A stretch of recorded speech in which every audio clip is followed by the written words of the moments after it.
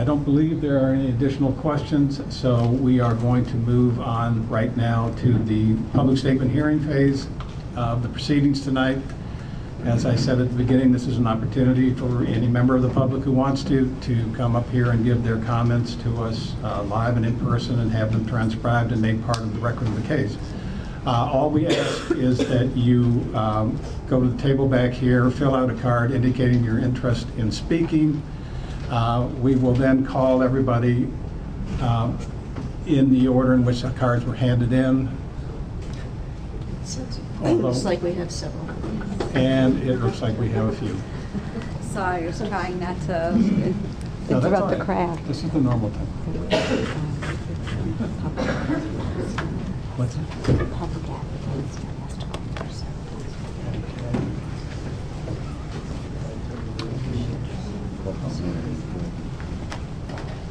All right. Yeah, we're going to.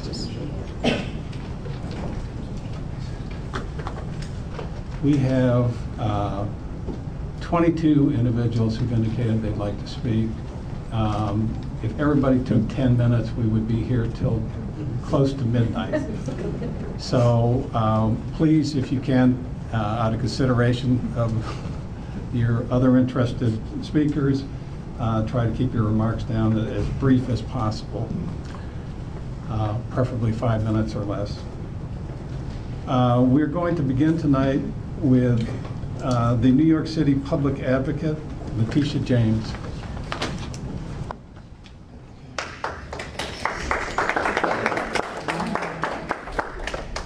So I'm not sure why the AC is not working in here, but obviously in the City Council we've had hearings that have gone past midnight, and sometimes democracy demands that you sacrifice time so that in the interest of the public. So could you press the button so we can hear you, please? We cannot hear you. Okay, I gradually get louder. I'm not. Don't have too many. It's not too long. 5 minutes. Yeah. So yeah, I have to build up, but you'll hear me. Trust me. So good evening, Chair Audrey Zibelman and members of the New York State Public Service Commission. As New York City's public advocate and chair of the Commission on Public Information and Communication, COPIC, it is my duty to represent and inform the public on relevant changes in communications technology and the effects any such changes might have in our state and in our city and in our communities. The proposed Comcast Time Warner Cable merger has the potential of carrying considerable implications for New York City consumers, which is why I've come here today and I'm prepared to testify. Prior to rendering a decision, the questions that I've heard thus far to me suggest a concern that this project is too big to fail, and I would suggest otherwise. The Public Service Commission must thoughtfully and diligently deliberate the effects that the proposed merger would have on New York City residents and New York State residents, and to ensure that the needs of all of our people are best served by any changes that would or could result. The deal would merge Comcast Corporation, which is not only the biggest cable company in the United States, it's also the largest media provider in the world, with Time Warner Cable, the second largest cable company in the country. This merger is highly concerning to any reasonable person with respect to the effects of non-competition on internet and cable customers, as it will likely diminish what is already minimal competition for high-speed internet. And so notwithstanding the fact that the law may be silent on this issue, it does raise some antitrust concerns and questions with regards to basic competition in our country and in our city. Currently, United States customers pay more for broadband internet access than those in most other developed countries. Yet more often than not, we receive inferior service with respect to speed and reliability. Specifically in large urban hubs such as New York City and Los Angeles and Washington, D.C., residents pay inflated prices for slower internet service.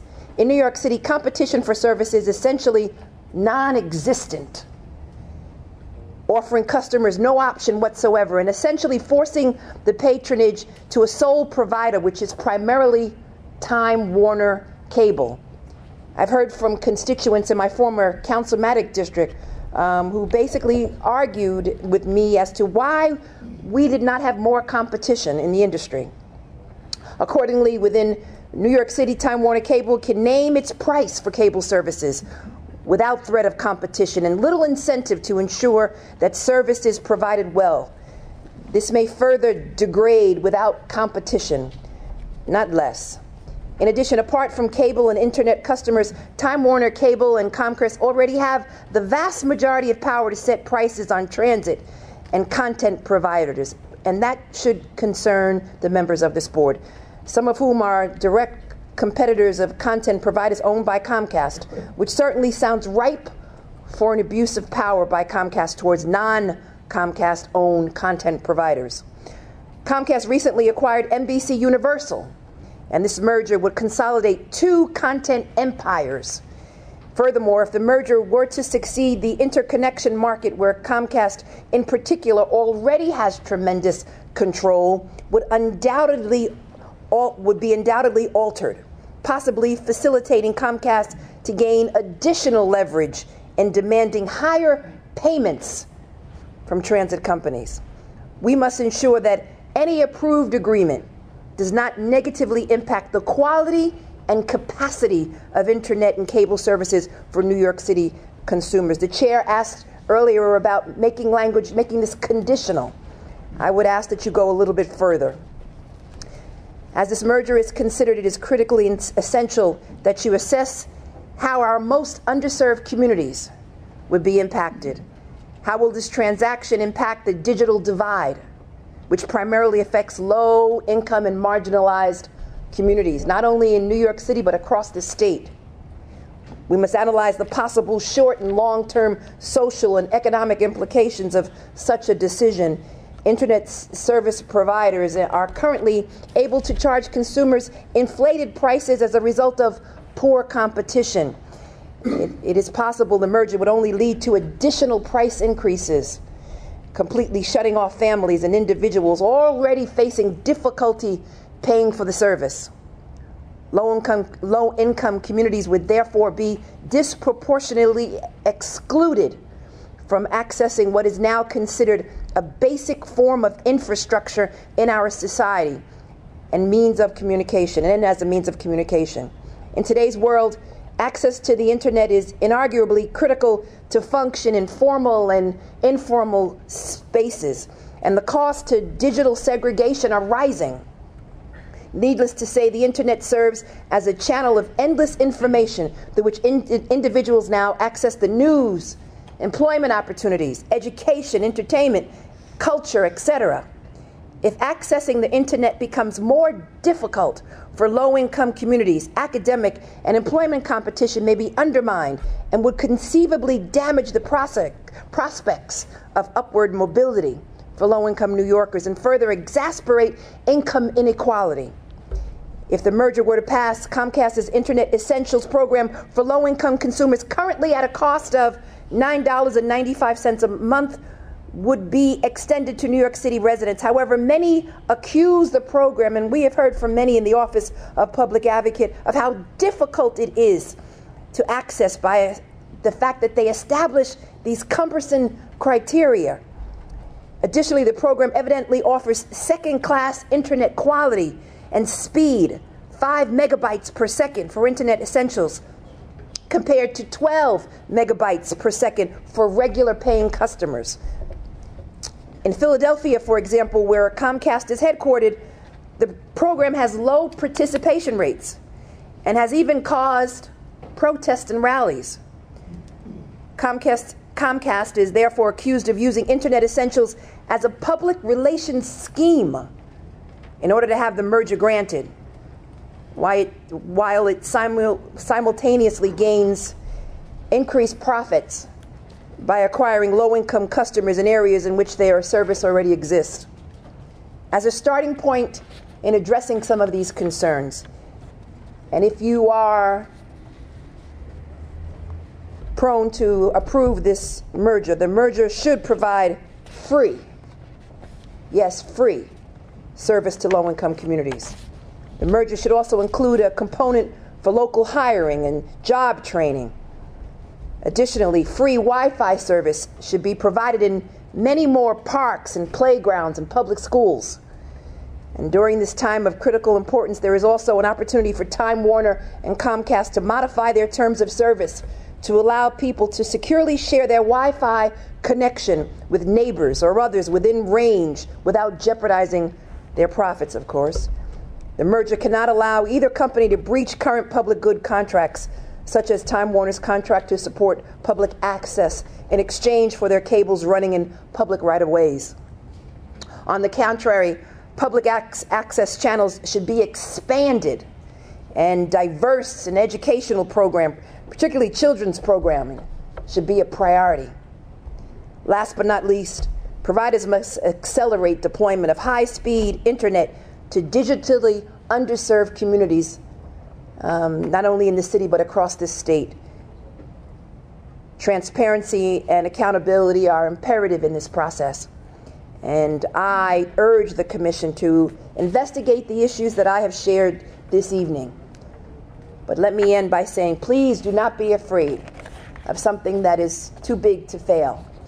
We've seen how that has had an impact on New York City and on residents across the city of New York. You should raise all of these issues. And if in fact you are concerned about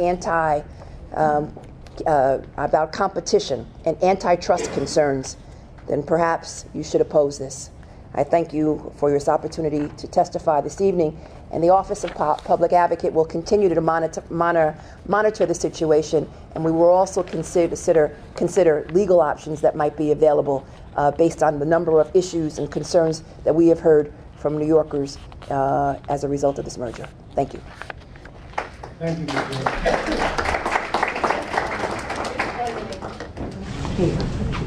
Okay.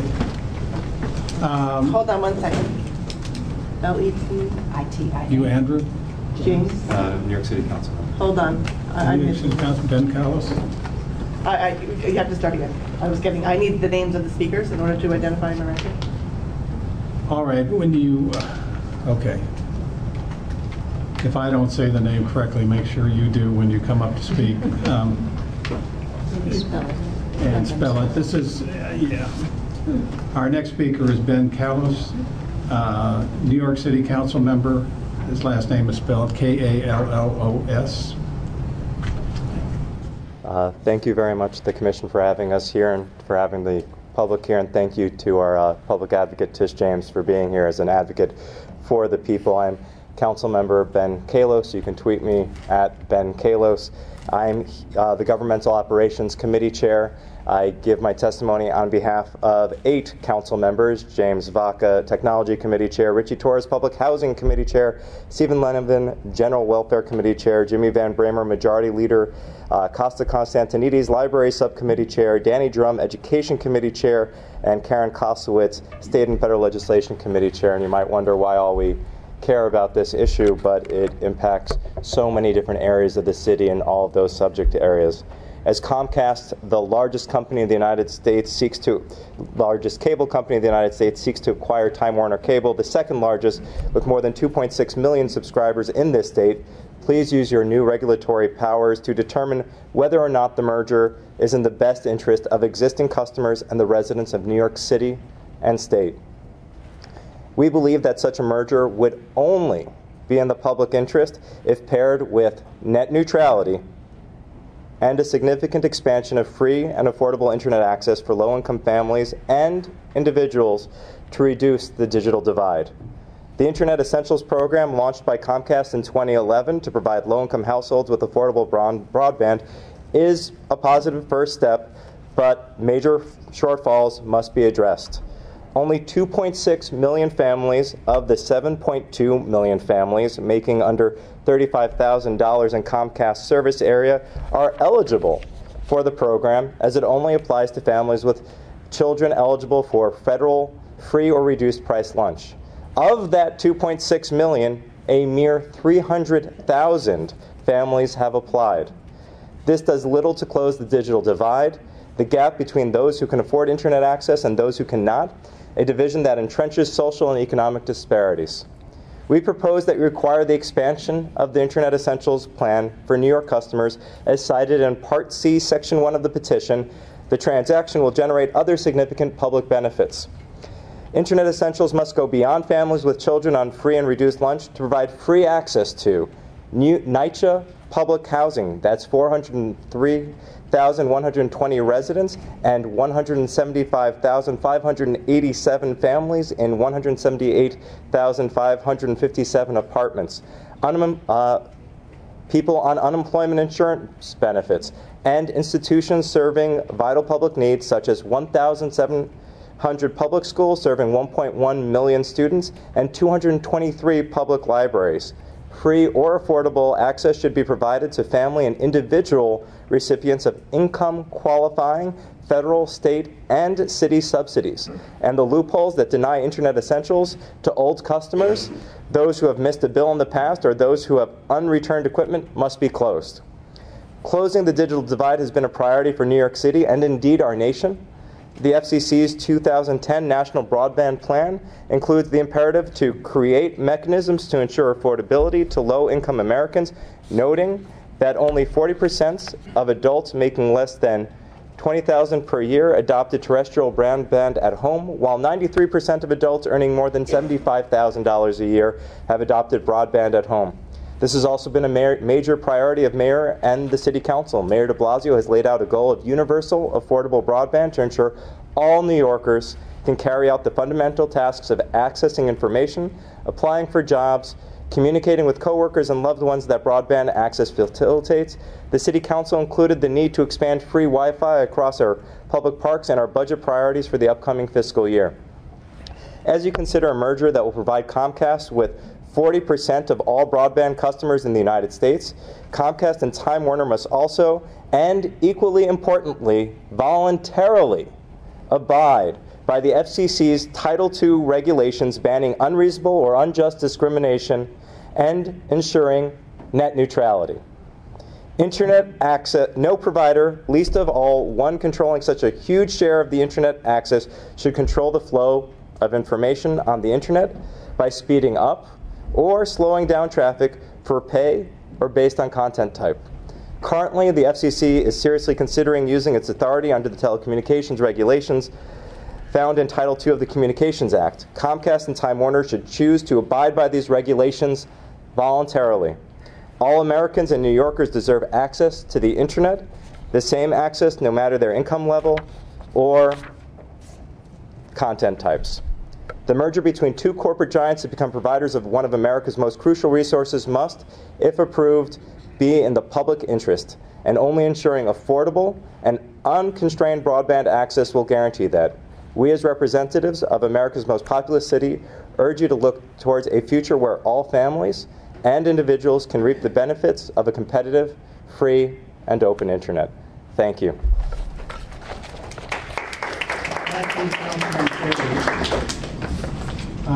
Our next speaker is Andrew Gournades, representing the Brooklyn Borough President's Office. Thank you. Good evening. My name is Andrew Gournades, Gournardes, and I serve as General Counsel to Brooklyn Borough President Eric Adams. I offer this statement on his behalf. Thank you to the New York State Public Service Commission for holding this public hearing tonight on the proposed merger of Time Warner Cable and Comcast. It is important and appropriate that the Borough President's Office comment on this proposed merger. I know that there are a lot of questions and concerns that many people have about this merger, and our office echoes the sentiments of both Public Advocate James and Councilmember Kallos in their statements as well. But tonight I want to focus on the issue of public access and how important public access is for the people of Brooklyn. As part of its franchise agreement with the City of New York, Time Warner Cable and all of the other cable service providers operating across the city have a contractual obligation to support community access organizations, which provide public access services for residents of each borough. These agreements are subject to the approval of the Franchise and Concession Review Committee, on which each borough president sits. When the cable service providers last renegotiated their franchise agreement with New York City, the last administration at Brooklyn Borough Hall made sure that public access was a high priority and that Brooklyn's community access organization, BRIC, received its fair share of support. Why is public access so important? The answer is actually very simple. Public access helps sustain the free society that we all so deeply cherish in this age of digital democracy. When we empower the people of Brownsville and Bay Ridge, of Williamsburg and Brighton Beach, of Canarsie and Cobble Hill, with not only the means of digital information, but the tools to create such digital information, we can break down barriers and unleash opportunities undreamt of across Brooklyn. BRIC provides the only unmediated coverage available to community leaders in Brooklyn. BRIC also provides spiritual outreach. More than 20% of BRIC's programming is put on by local religious programming that represents all faiths across our borough. It also provides positive coverage of Brooklyn-based cultural activities that do not get media attention from mainstream media sources. BRIC is a forum in which Brooklynites work together to create a community in our own image. So important when today Brooklyn is one of the hottest brands internationally. It's true.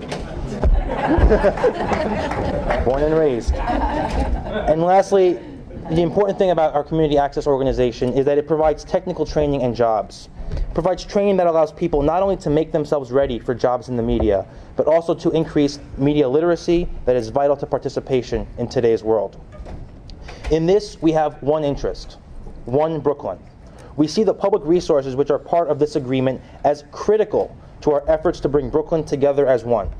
Public access to cable channels, to equipment, to free media training, to interconnectivity. These are the tools that every modern society needs to create a true sense of community. The Borough President's Office strongly endorses and supports the work done by our community access organization, BRIC. Brooklyn would not be where it is today without the services and programming provided and available to each of our 2.6 million residents. Public access is so important to Brooklyn, and that is why our office is asking the Public Service Commission to, if it sees fit to approve this merger, to approve it based on the following points. To maintain public, education, and government channel capacity at levels current in the existing franchise agreements. Cablecast public, education, and government channels with the same quality as commercial channels. And keep public, education, and government channels in easily accessed, stable locations. Furthermore, we seek assurances of support for public access services, including vital training, production and distribution services now provided to digitally underserved populations, as well as hyper-local media coverage, regardless of any shift in cable markets facilitated by the concentration of market power. Lastly, we ask for assurances that city revenues from franchise agreements continue at least the current levels, but obviously we'd love to see that increased significantly. The Borough President's Office looks forward to continuing a productive and working relationship with Comcast should this merger be approved, one in which the public interest works hand in hand with a very profitable business to create a telecommunications system that keeps Brooklyn at the forefront of new technologies. Thank you.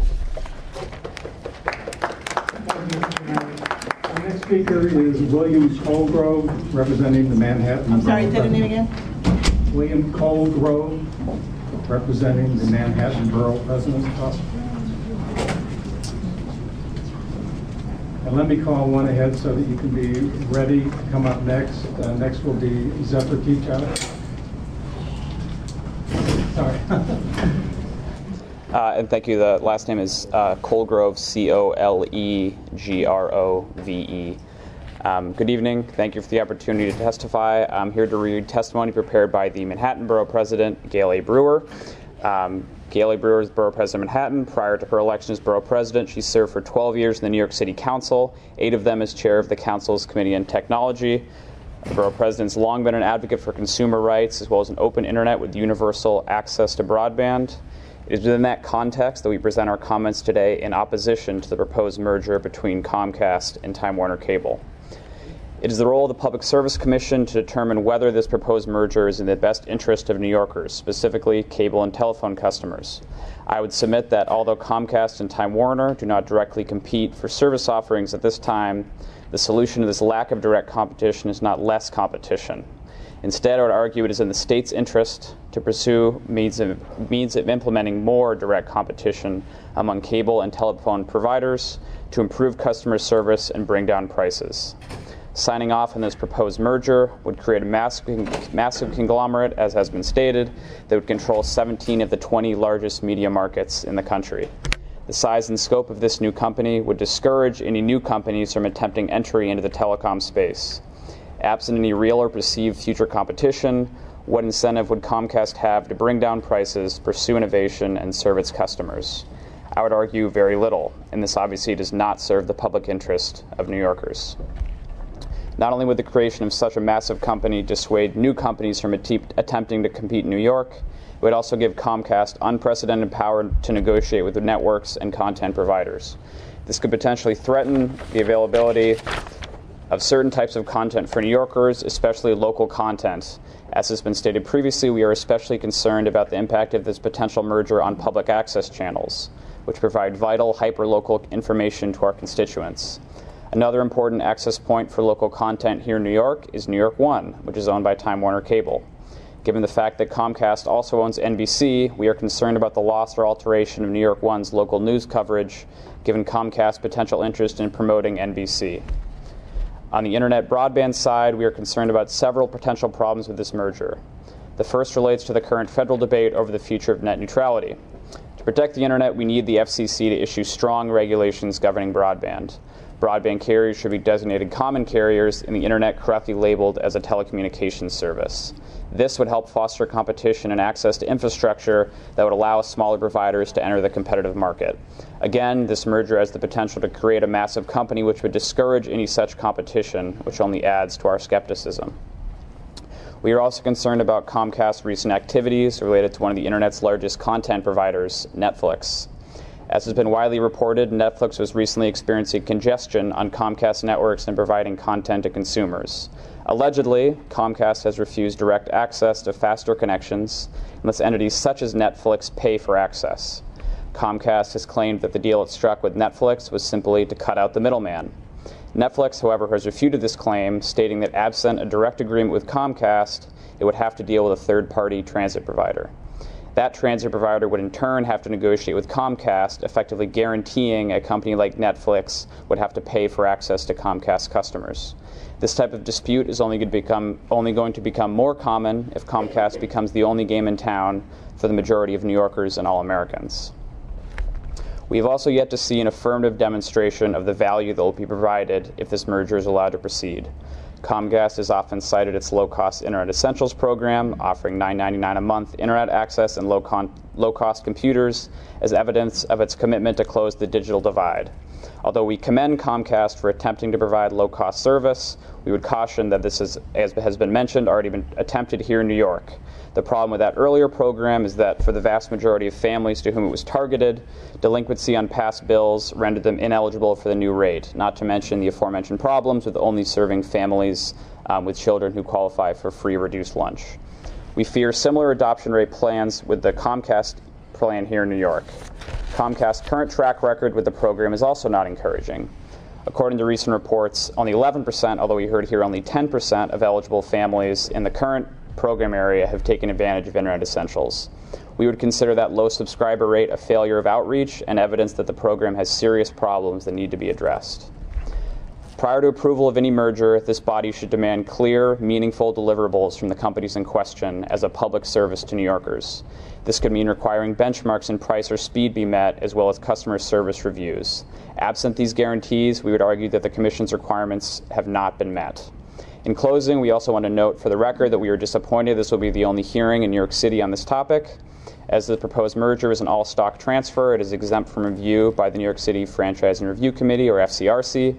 Given the tremendous potential impact in New York City, we believe this matter warrants full review at the local level, and are frustrated with the lack of control in this matter. Of course, that is not this committee's problem.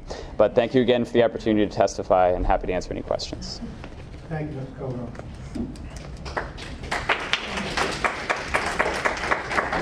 We have Zephyr Teachout, who is with Fordham Law School, and also, I believe, a candidate for governor of New York. That's right. Thank you very much. My name is Zephyr. Yes? Let me just call one ahead. So Katherine Barnes will be our next speaker. Great. Thank you so much for having me here. That's a very important. What's your name? My name is Zephyr Teachout. Zephyr Teachout. Sorry about that. I'm an associate professor of law at Fordham, a gubernatorial candidate on the Democratic Party line, and a citizen, a student of history, of corruption, and of monopolies. I think there's a lot of history here tonight.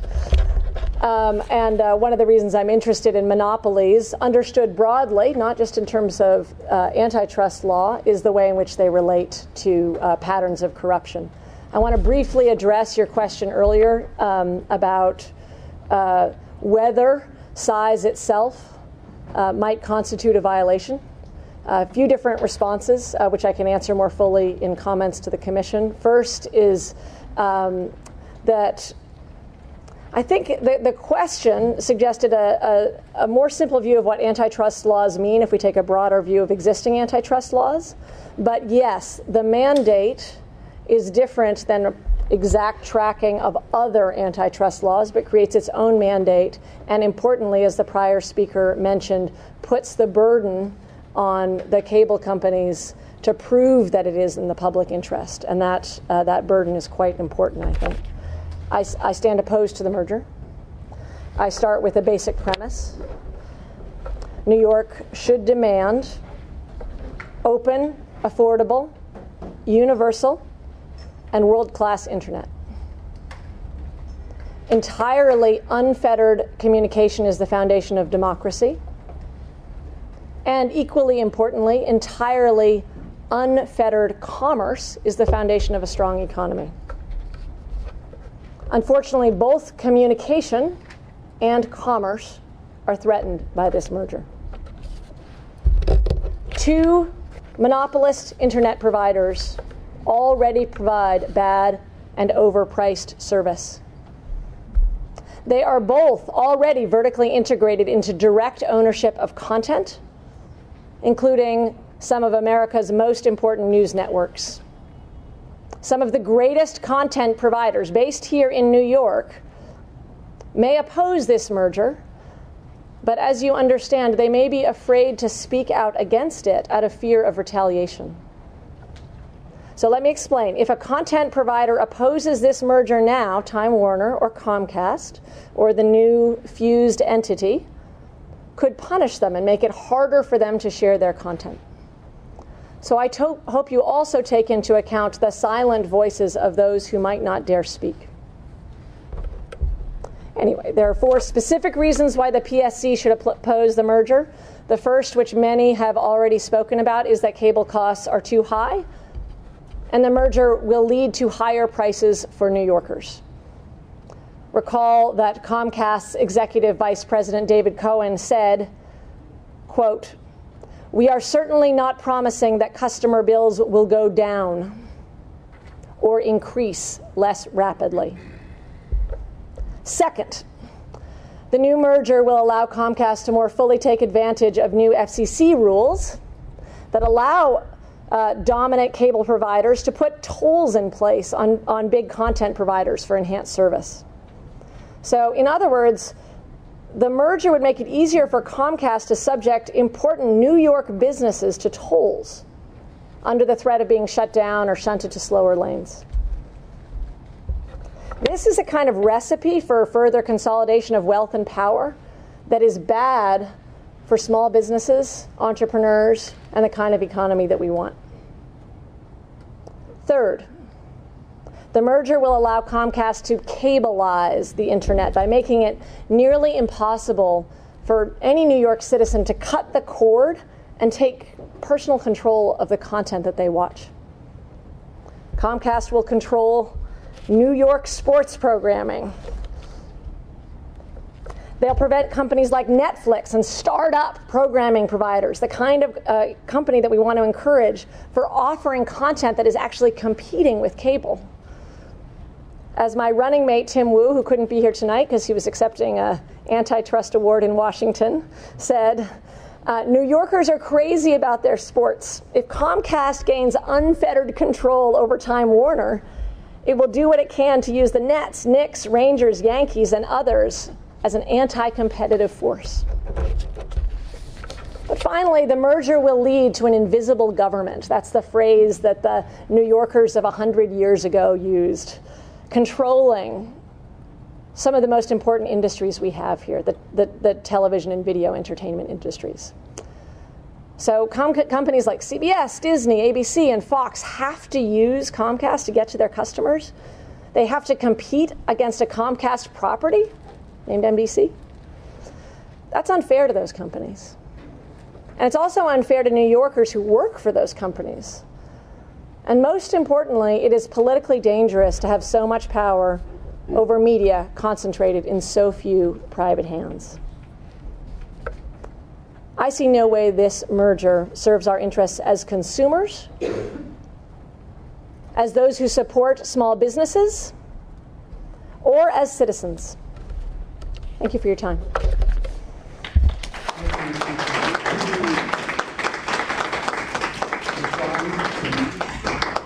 And following Ms. Barnes will be BRIC Sutton. Okay, my name is Katherine Barnes. I'm from New York City in a very good area. I should be able to get good service, but I call up Time Warner on a regular basis because my Wi-Fi is off. I call up, they say unplug it and plug it in, and it doesn't always work that way. I've had people out twice in 2 years to my apartment to fix it. Now, I've also had the dubious privilege of being a Comcast customer out in Oregon, where I lived in a gated community, and our way of finding out who was coming to visit us or not, or coming into the property, was through television, and Comcast was the only access we had to find it. It broke down regularly. So my problem is service. And then also, I'm a severely handicapped New Yorker in that I get $1,100 from Social Security. I paid $37 plus up till about April, and then I now have to pay $57 plus out of that $1,100 to get Time Warner. Now that is not a good amount of money to pay, and I am one of the better paid Social Security people here. So this is definitely not in the public interest. Also, we had a lot of window dressing from the Comcast person, a lot of window dressing. They have all these wonderful little things, but do they really have them, and for how many people do they have them? And also jobs. Thousands of jobs were mentioned. Where are the jobs? When I call up anybody, I talk to somebody in Southeast Asia. I don't talk to a New Yorker, even for the political parties considering that. Another thing too, it's not these two, but I was on a Wi-Fi contract with Verizon, and it occurred to me today, they had no business making a contract with me for that because my building doesn't even have Verizon. So I had to pay about $300 to get out of that contract. So there are a lot of things that you really have to consider, not just how good it might be, but what it really is to everybody. And I'm 74, and this country scares the hell out of me right now. We are losing so much. I grew up in the 40s and 50s when we grew tremendously because we had competition. Everybody had a chance to do something. Now, nobody does. It's them and nobody else. That's it. And that's about what I have to say. Oh, also, the sports stadiums, you know how every city has to build a sports stadium to keep their team? We have the Yankee Stadium, etc. What's to stop Comcast from, holding us hostage to get better contracts? What's to stop that? It's far too big, and too big to fail as it goes. We don't need it at all. Thank you. And thank you for having me here. Thank you, Brian. Let's shut it up now, and we'll be followed by Anthony Riddle. My name is Greg Sutton, Greg, Sutton, and I'm the Managing Director of Manhattan Neighborhood Network. And on behalf of Manhattan Neighborhood Network, the community access organization serving the Borough of Manhattan. We would like to thank the New York State Public Service Commission for holding these important hearings. Since the inception of cable TV in New York City, community access television has been an essential and dynamic feature of the New York City media landscape. Across the 5 boroughs, community access represents the essence of localism and diversity, providing media and broadband access to a remarkable array of communities that make up the wonderful mosaic that is New York City. We work to meet 2 important community needs: access to the knowledge and skills that people need to thrive in the information economy, and access to high-speed internet. MNN, along with our sister organizations in the Bronx, Brooklyn, Queens, and Staten Island, are the largest media education institutions in the city of New York. In the last 5 years, MNN alone has averaged an annual total of more than 1,600 enrollees who have learned how to write, direct, edit, and produce high-quality television and video. Today, New York City community access TV outlets are the single largest cablecasters of original content anywhere in the country. At MNN, more than 500 community producers use our studios and equipment annually, and more than 1,000 Manhattan producers submit some 13,000 hours of original, independently produced content each year, including 70 live shows each quarter.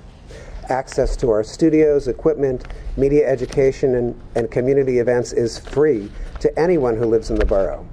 To put this in perspective, comparable training in the private sector would cost thousands, if not tens of thousands of dollars. MNN and community access organizations are essential contributors to economic development in a city where media and communications are leading industries. In recent years, community access organizations citywide have made expansion and inclusion a priority.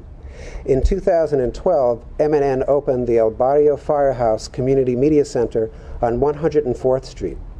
The MNN Firehouse has had a transformational impact on East Harlem and the Uptown community, offering cultural and community events as well as cutting-edge digital media classes in English and Spanish. In 2013, the MNN El Barrio Firehouse hosted 27 community events and welcomed 845 people to the facility.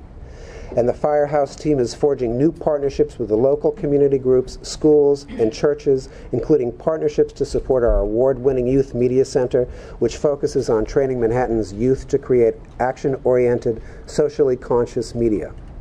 MNN, like other community access organizations, is a training ground for careers, a transformer of communities, and an educator of young people about how they can use media equipment, work in teams, think critically, and be creative.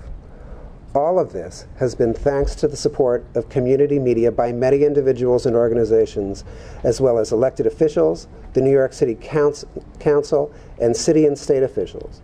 In particular, we'd like to thank Time Warner Cable, with whom we've had a positive working relationship that spans over 3 decades. In the last round of franchise renewals, public officials recognized our achievements with pride, and Time Warner greatly increased its support levels and channel capacity in an effort to expand and sustain our operation and increase our ability to serve our community.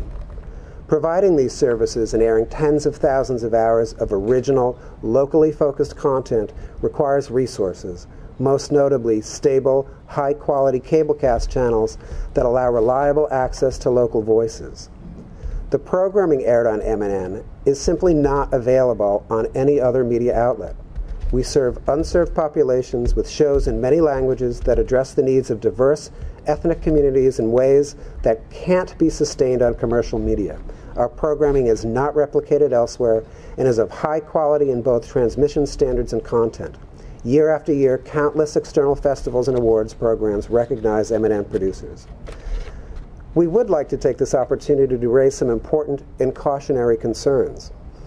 On the Time Warner cable system citywide, MNN and other community access organizations have recently been moved off their historic location in cablecast channel clusters to what is tantamount to a digital Siberia.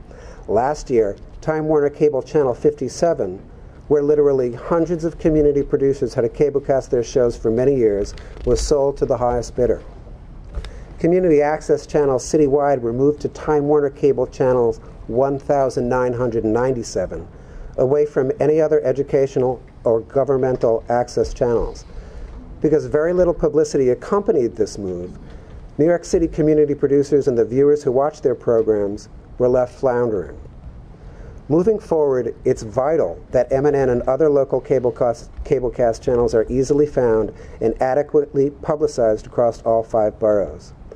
We support the clustering of local channels on the cable TV system and look forward to working with cable providers in New York City to achieve this goal while preserving and strengthening the accessibility and localism that community access provides the city. In addition, as technology continues to enhance the picture quality cablecast on local systems, and as both video production systems and consumer capabilities also improve, it's essential that community access television local PEG channels become available in the highest quality format, including in high-definition television. The funding for community access organizations is currently based on the number of cable subscribers in our boroughs. And in the coming years, an increasing number of customers may migrate to internet-only subscriptions due to a surge in the availability of streaming devices that deliver programming. We need to work together to ensure that the funding stream provided through cable TV subscriptions will be extended to parallel means of viewership. This shift will preserve our ability to provide high-quality, local programming and innovative training programs that seek to close the gap and lessen the digital divide for all city residents. MNN is preparing the next generation of technology users, but we need the continued and evolving support of franchisees to do so. We look forward to partnering with the city and state governments and with Comcast should its merger with Time Warner Cable be approved. Together, we can ensure that community service, localism, and diversity continue to grow and thrive in an ever-changing media and technology landscape. Thank you. Up now is Anthony Riddle representing BRIC. He'll be followed by Katherine Willesden of Common Cause. My name is Anthony Riddle. I'm the co-director of community media for BRIC, the public access organization for Brooklyn. On behalf of the people of Brooklyn, BRIC thanks the members of the Public Service Commission for holding this hearing. Time Warner operates a profitable business in the public rights-of-way belonging to all the people of the city of New York. In exchange for use of this unique public property, the city receives payments in the form of cash and communication systems for use by the people, both cable and networking. Public access organizations also receive support and distribution capacity. We consider administration of these resources a sacred trust. Our organizations use these resources to create community, to deliver services, to bridge a growing digital divide between the haves and have-nots. We offer training. Community access organizations funded through grant agreements with franchise holders help to bridge the digital divide by training thousands of people a year on the most modern audio-visual equipment. We offer a wide variety of classes in video, production, editing, graphics, sound, and lighting, and also offer introductions to the use of social media for distribution. Comparable training at other facilities in New York costs thousands of dollars. Our classes regularly have waiting lists and draw heavily from neighborhoods that would otherwise not have access to training resources. More than 5,000 adults learn to make video programs using high-quality equipment at our facility every year. This year alone, BRIC offered media training at more than 12 public schools to over 12,000 students on a regular basis. BRIC training and support enabled by the grant agreements can have a profound effect on a community with special needs.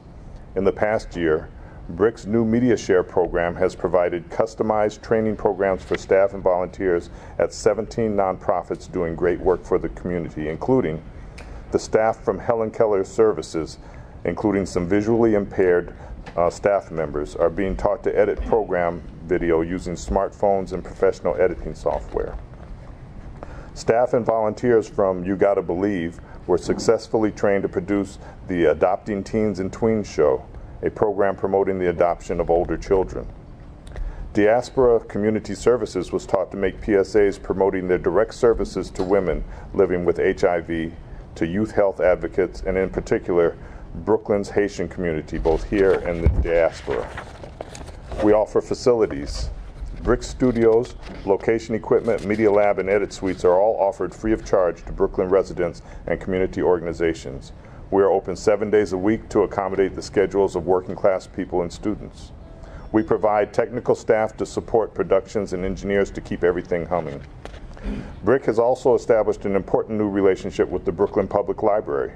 We now offer video and social media classes at BPL branches in neighborhoods across the borough.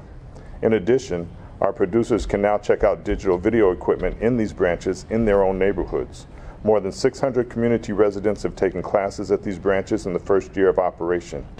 We are expanding these locations in an effort to provide services tailored to the unique character of Brooklyn's many neighborhoods. Programming. BRIC offers channel time to the Brooklyn public on a first-come, first-served basis. We are a free speech forum that does not judge the programs as long as they meet basic legal and technical standards. Every quarter, more than 500 volunteers submit programs that we broadcast on 4 cable channels to 550,000 homes, as well as internationally over the internet. Over the past 25 years, BRIC has broadcast an estimated 500,000 hours of programming. 500,000 hours of programming. These programs represent every culture, language, nationality, and political viewpoint found in Brooklyn. More importantly, we have been the only forum for many who are never seen or fairly represented in mainstream media, providing vital, hyper local media coverage of Brooklyn neighborhoods, issues, culture, and people. Since the launch of the BRIC-produced Brooklyn Independent Media in October 2013, over 1,100 Brooklyn-based and Brooklyn-affiliated guests have appeared on BK Live, Brooklyn's first ever live daily show. Brooklyn Independent Media Civic Affairs programming highlights civic events, community board meetings, live debates, and interviews with local elected officials. Finally, this is what we ask for. We already have a relationship with Time Warner. We came to an agreement with them, and we would like to have a recommitment ceremony with Comcast if they're going to come into the neighborhood. This is difficult if rewarding work. We all ask that public access operations and commitments to the city be kept whole through this transition and the remainder of the current franchise agreements. This is possible through the following conditions. Channels.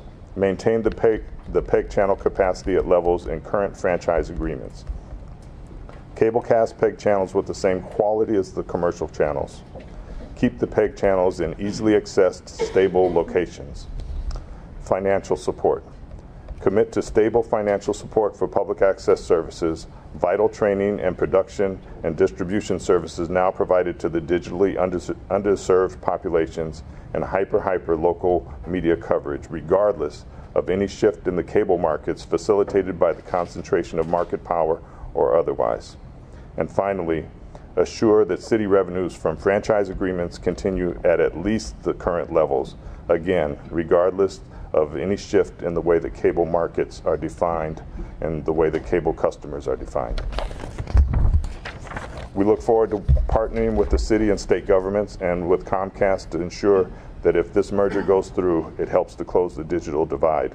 We can do this by increasing our opportunity to develop partnerships with schools and libraries, training people on the latest technology, and ensuring New Yorkers continue to have access to high-quality local and community programming. Thank you. Thank you, Mr. Riddle. Katherine Willesden is up now, and next will be Mr. Paul Alzate of Common Cause. Sorry. My name is Katherine Willesden. I'm a resident of New York and simply a volunteer with Common Cause. I'm a longtime customer of Time Warner Cable. I currently pay Time Warner $131 for cable television service per month. In addition, I pay Verizon $159 for my landline, my cell phone, my DSL. In total, I pay $290 per month for telecommunications utilities. I would like to take my business elsewhere to get a better deal, but Time Warner and Verizon are my only options where I live on the Upper West Side. I have a friend, Barbara, who lives in London. She pays not quite £34 or about $58 a month for the same services, better services, faster services. And her package includes long distance to Commonwealth countries for as far away as New Zealand and Australia, free. Barbara has 17 providers in London to choose from. What has happened to the idea of competition in a marketplace that provides services, choices to customers so they can shop around for better prices? What has happened is big money in our political system. So far this year, Comcast has contributed almost $2 million to the campaign coffers of members on strategic committees in Congress. Comcast has spent an additional $18 million last year on lobbying efforts to lobby to convince lawmakers and regulators to overlook antitrust considerations and to support the corporate interests over public interests. Time Warner recently sent me a Dear Customer letter in which they trumpeted their proposed merger with Comcast. The letter stated that Time Warner and Comcast were, quote, dedicated to delivering a great customer experiences. They did not mention how much extra these great customer experiences would cost me. The reality is this merger is dedicated to blunting competition in order to increase the political muscle of Time Warner and to increase their corporate bottom line. I urge you to deny this.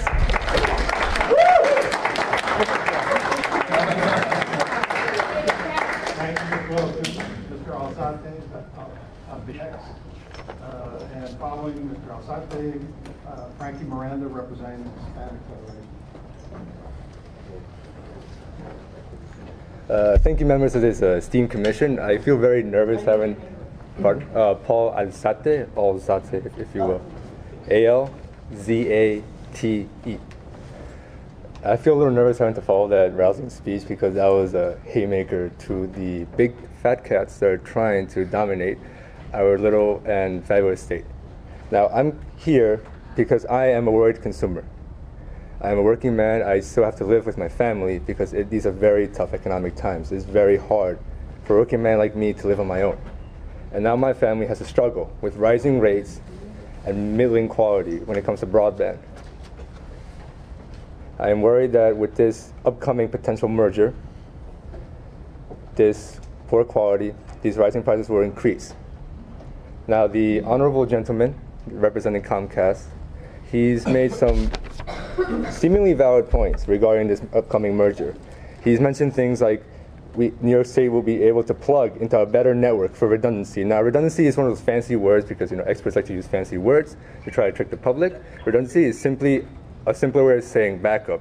So he's saying it's going to provide a backup. He's also saying that we'll be able to lean on better resources.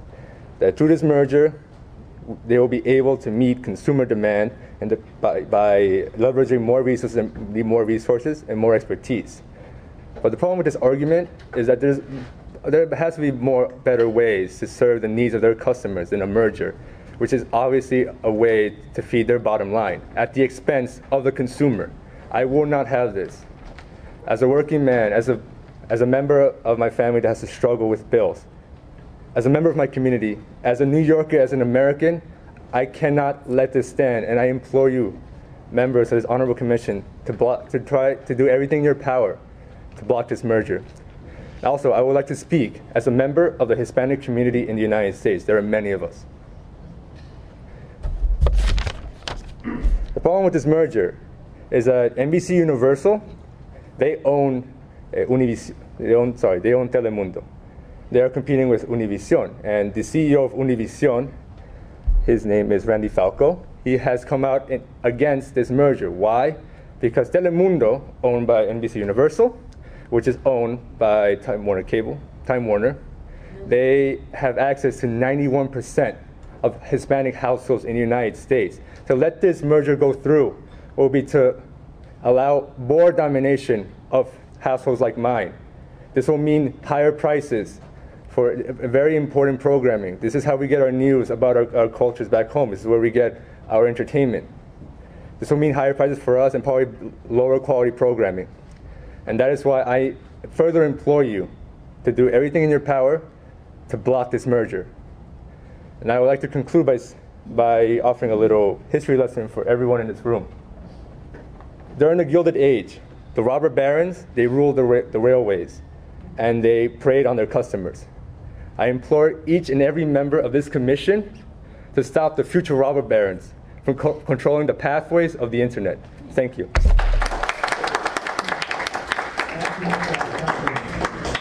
Mr. Miranda up, and following him will be Jack Bevaqua, also with Common Cause. Good evening, everyone. My name is Frankie Miranda, M-I-R-A-N-D-A.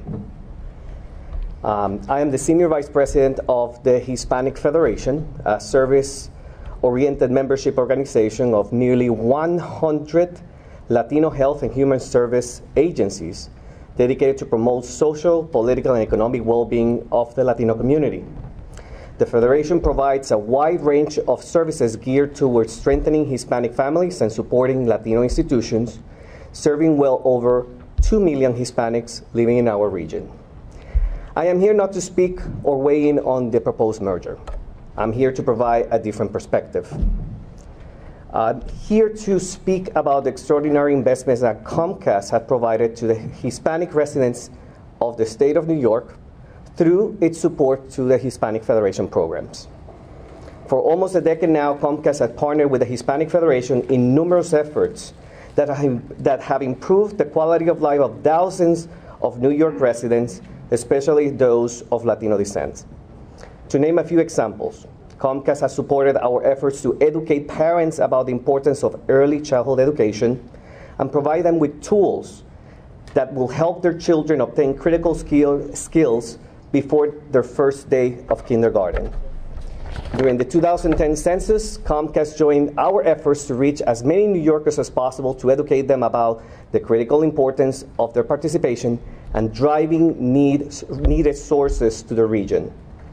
Thousands have been registered to vote, and many more have been educated on their civil rights and duties thanks in part to Comcast's commitment to our mission. MovimientoHispano.org, Hispanic Movement, a voter registration and civic engagement digital platform, was launched thanks to the partnership with Comcast. And right now it's in its fourth year. Movimiento has become a bilingual multi-platform voter registration and civic participation campaign. I cannot emphasize enough how tremendously important these Comcast initiatives are to our children, our families, our community. In summation, Comcast has been a pioneering and long-standing supporter of many of our causes, providing quality educational programming to diverse communities throughout our region. We value immensely their partnership and ongoing commitment to community service and empowerment. Thank you. Thank you, Mr. Miranda. Mr. Bevaqua speaking now will be followed by Jeff Thompson, also with Common Cause. Thank you for the opportunity to speak today. Jack Bevaqua, B-E-V-A-C-Q-U-A. So thank you for the opportunity to speak before you today. My name is Jack Bevaqua, and I am an intern for Common Cause New York, a nonpartisan good government group and resident of Westchester County, New York. I am here to share my perspective as both a consumer and New York resident and express my deep concerns regarding the implications of this proposed merger were it to be approved. As has been widely discussed, this merger poses very real threats to our state and its people's general welfare. Public prosperity, in both social and economic contexts, is in today's world dependent upon access to high-speed, affordable, and responsive internet and cable service. Given the fact that Americans pay far more than citizens of other developed countries for internet and at substantially slower speeds, which I, as a college student, am unfortunately all too familiar with, we are in dire need of serious reform. Our nation's competitive edge is dependent on the strengthening of these services, and competition between providers is the most effective force available to achieve this end. Comcast loves to claim that one of the foremost reasons why they are pursuing this merger is to better serve us, their customers. They say that if only they grow bigger and consume a greater portion of the telecommunications market share, they will be able to innovate and ultimately produce a better service to a wider range of people. This is all despite the fact that Comcast is already the U.S.'s largest cable provider and consistently ranked among the absolute lowest in customer satisfaction ratings. The company won the Consumerist 2014 Worst Company in America Award earlier this year and received an F for General Corporate Governance by Corporate Library, an independent shareholder research organization. Yet they still retain the position of the world's largest and most profitable mass media and communications company.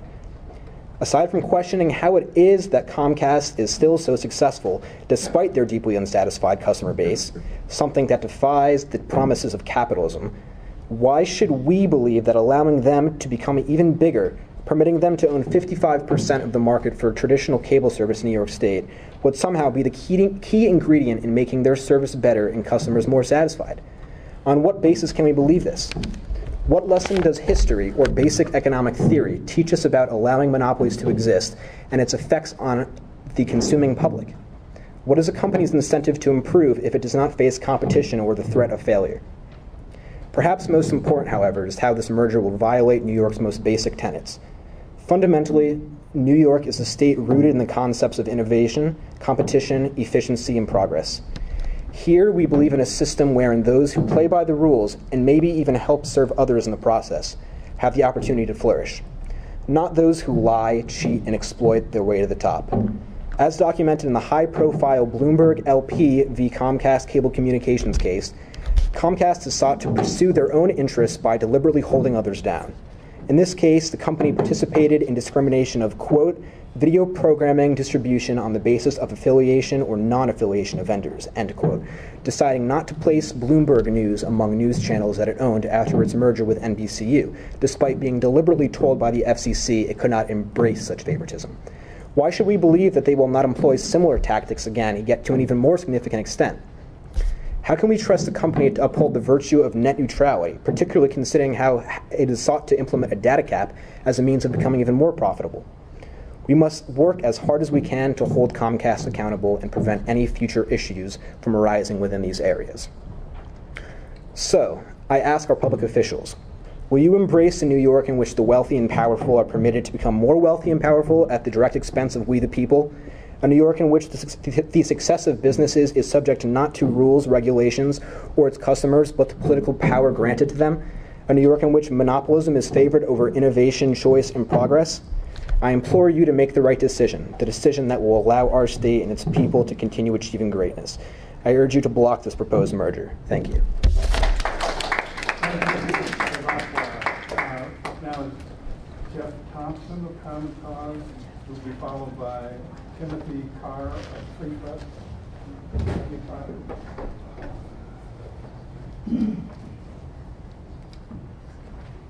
I think this microphone has lost something.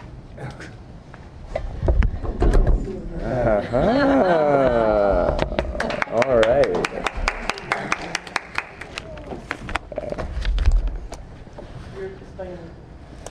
My name is Jeff Thompson, Jeffthomson,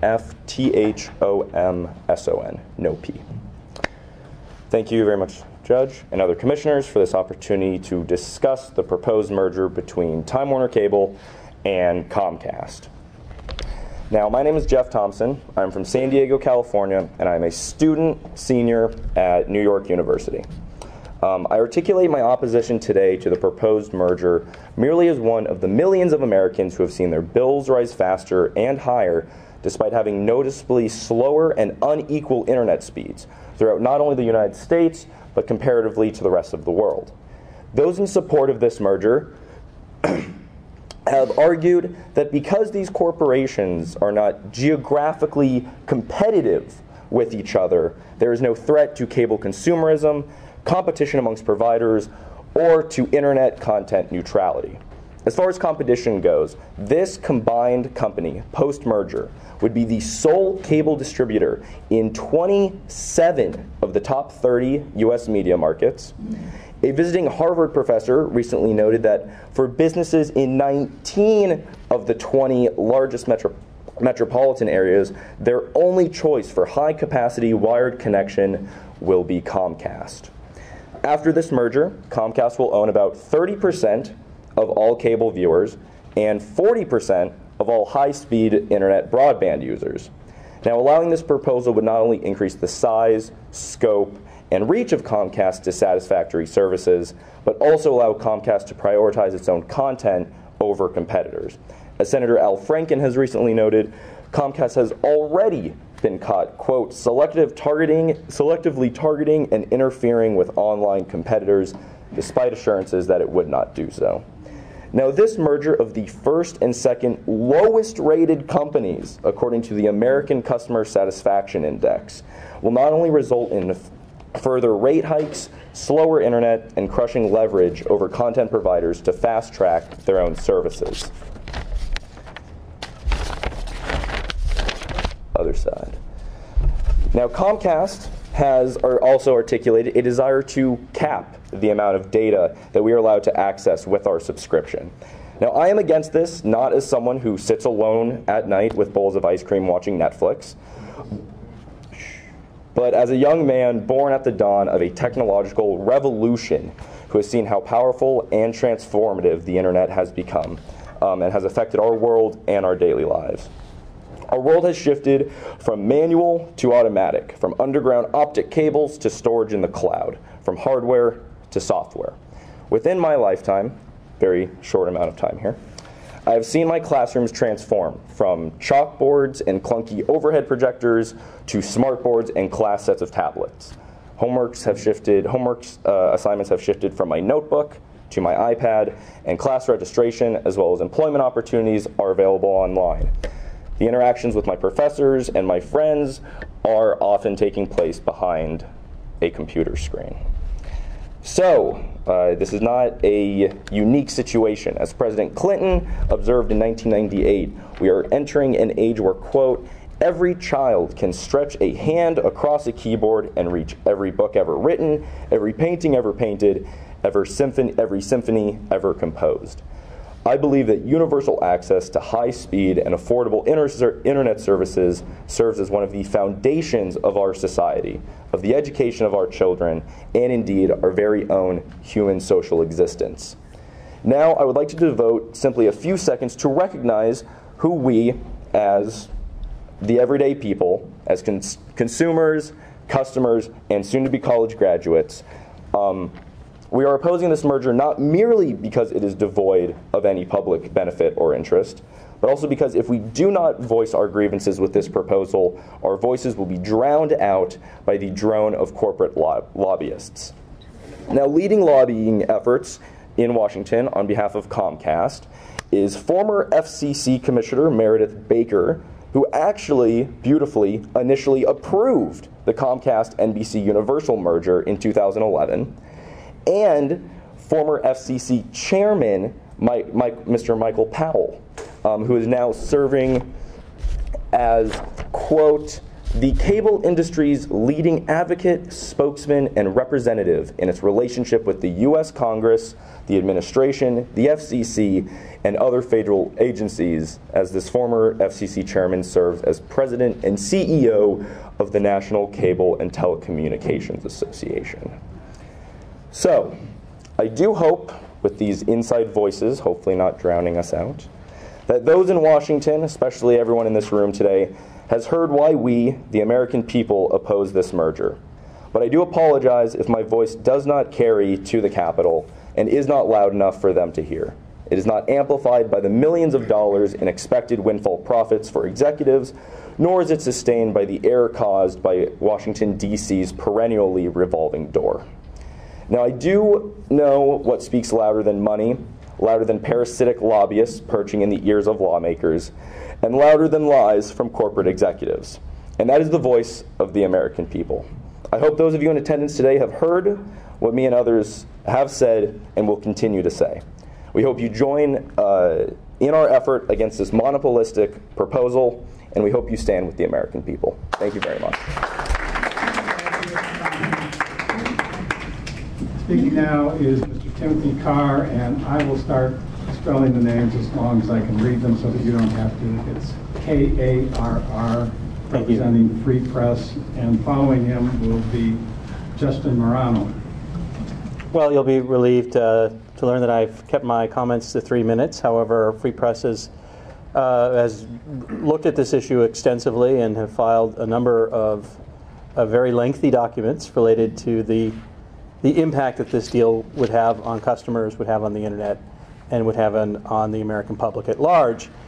As you mentioned, my name is Timothy Karr. I am from Free Press, the public advocacy group that fights for everyone's right to connect and communicate. Free Press has 55,000 members who call New York their home. I first moved to New York City about 25 years ago, and at that time the internet was in its infancy. It had just been made available under an open protocol. And this gave millions of everyday users the power to share information, create websites, and connect with one another. From there, the network grew into a truly World Wide Web, a people-powered engine of economic opportunity and free speech. For more than a decade, I have represented the interests of these internet users. Wherever they are in America, people have told me one thing. They want an internet that is big and fast, open, and affordable. I'm here to tell you that this merger would accomplish none of this. First, Comcast's internet won't be big and fast. Speaking in New York last month, Comcast executive David Cohen announced plans to move entirely to a usage-based billing model. Comcast intends to charge extra fees to any customer who exceeds the company's data caps. This is Comcast's way of penalizing customers for using their connection in innovative ways. By squeezing our use, the cable monopoly will cripple the types of homegrown innovations that have become the hallmark of the internet. Second, Comcast's internet won't be open. Don't believe Comcast's spin about net neutrality. Yes, the company has to observe open internet rules as a condition of its merger with NBC Universal.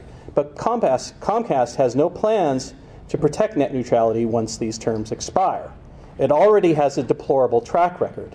In 2007, Comcast was caught red-handed blocking user access to BitTorrent.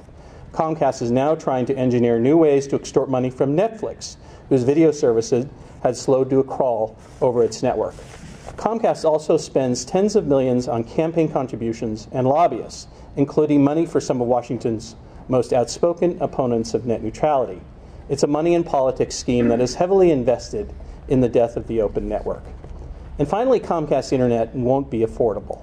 Over the past 17 years, the price of Comcast's basic cable service has grown at more than twice the annual rate of inflation. Even its Internet Essentials program, designed to connect low-income families, has come under heavy criticism from many who have tried but were denied access after getting snared in Comcast's red tape. And yet analysts put the company's broadband profit margins at 80% or higher. Really, is it any wonder the cable business is so profitable? There's no competition. Most U.S. consumers have just one choice of cable provider, and this situation will only get worse and more costly if we approve this merger. There isn't a single good reason to do that. The Comcast-Time Warner cable merger just makes no sense. Thank you. Thank you, Mr. Karr. And just let me say that all of the comments tonight have been very reasonable in length, and I thank you for that greatly. It doesn't make a big difference to me. This is my job. But it might have made a big difference to someone who came here at 6 and didn't get to speak till midnight. So this is very, very good, and I appreciate it very much. So up, Mr. Justin Marano, spelled M-A-R-A-N-O, and he will be followed by Bemjamin Solitaire. M-A-R-A-N-O. Good evening. Thank you for the opportunity to speak this evening. As a member of one of the country's largest distributor and brokers of technology services, we have relationships with not just Time Warner Cable and Comcast, but the other major cable companies as well, such as Cablevision, Bright House, Charter, Sutton Link, to name a few.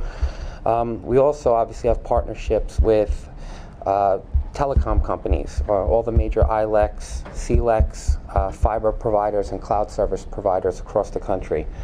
Our partners, who are in most part small businesses and are VARs, interconnects, network integrators, MSPs, IT solution providers, all align with my organization to be a carrier-agnostic consultant and offer carrier, network, cloud, and collaboration service solutions through the carriers in our portfolio to their end users.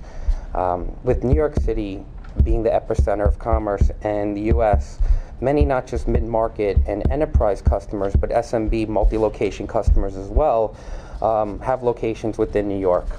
Now in today's environment, I heard a lot of people talk about residential service. You know, we only deal with B2B. And Comcast nor Time Warner Cable is even an option for these guys. You know, anyone with locations, whether it's regional or national in scope, cannot use either company's network as an option for their WAN solutions. And with business and IP broadband needs rising, due to, among many other things, the paradigm shift in technology to cloud services, as many others have mentioned, you know, approving a merger like this would really just give customers an alternative access to typically the incumbent ILEC, whose the connectivity, their services are probably running over today. Now even think about customers who don't have a location within New York and are looking to expand into this market, which could create additional opportunity. If they're on an existing Comcast network, they're going to look elsewhere because they can't expand their network into this, you know, one of the country's largest markets. And that's all I have to say. Thank you. Thank you, Mr. Marano. And now speaking is Benjamin Solitaire, spelled S-O-L-O-T-A-I-R-E,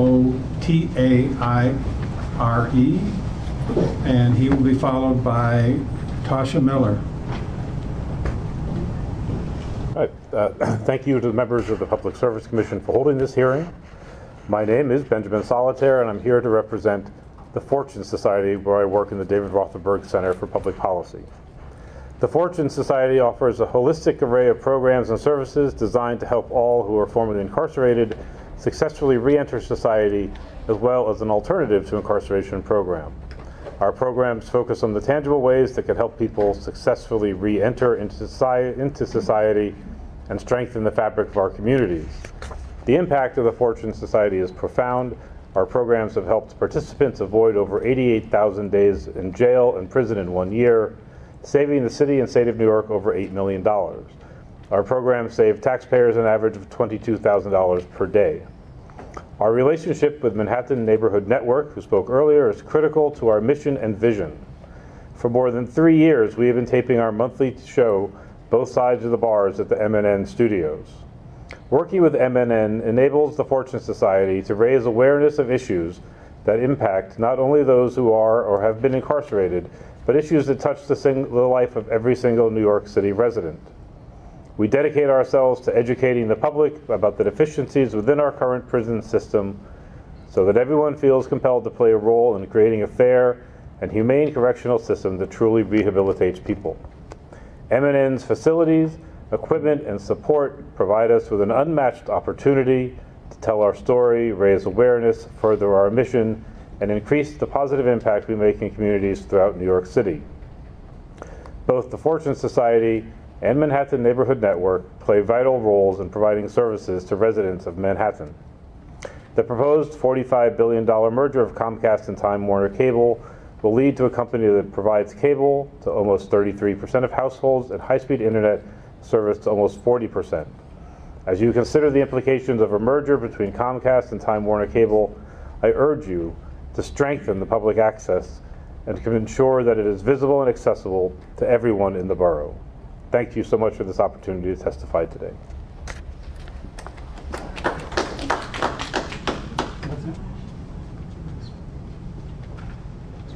Oh, yeah. Thank you, Mr. Solitaire. I just want to mention that if anybody thinks otherwise, once you've spoken, you don't have to hang around. But if you'd like to hear all of the other interesting comments, please do. I'm sorry, I didn't hear what you said. I said that those who have spoken do not have to stay here for the full meeting if they don't want to. I just wanted to make that clear. And but if you want to stay and hear what others have to say, that's fine also. It's only polite that we listen to them because they listen to us. That is excellent. Support system. Good. Tasha, am I pronouncing that correctly? Yes. Tasha, that is spelled T-O-S-H-A, Miller. Wonderful. I'm Tasha Miller. I'll be representing the New York City Black Chamber of Commerce as well as myself as a citizen. I know how important it is to have affordable income, especially when you're in an underserved area. So just focusing on the internet essentials. I was a person in an underserved area that could not afford a computer or afford internet service. So I think the program that they have here is phenomenal. I mean, I understand with seniors that are on a fixed income, you know, it's hard for them to afford internet. I really understand that. But young people, people in school that have homework to do, to have a program like this is great, and the expansion of two companies together is even better. So with the Chamber of Commerce, New York City Chamber of Commerce, which I'm under the National Black Chamber of Commerce, which is located in DC, we support small business owners, especially with procurement contracts. I think last year alone, or in 2011, Time Warner spent with supplier diversity on minority MWBE companies $256.5 million to those small business owners. With that being said, that creates jobs, it creates extra income, especially those individuals. I know many that were laid off in 2008 and started their own businesses, and and now they get these procurement contracts with the government, the city, the state, or companies like Comcast or companies like Time Warner or other organizations. I think that the merger between the two companies, I don't understand the whole concept and too big to fail. He said that they're just stepping in the shoes and becoming Time Warner. So I don't see, where there's any major issues. Perhaps there could be some more incentives in terms of the internet essentials where they could, maybe make it more affordable to senior citizens based on their income, because I understand, their concerns and, but I also have been a person that maybe made a low income, but I just found other ways to get my internet service. I may have gone to the library. I might have downgraded my service. I might have to cut back on various different things, but I'm in support of this merger. Thank you, Ms. Miller. And next up, Gregory Rose, Queens Chamber of Commerce, and he will be followed by Fitzgerald Miller of 100 Black Men.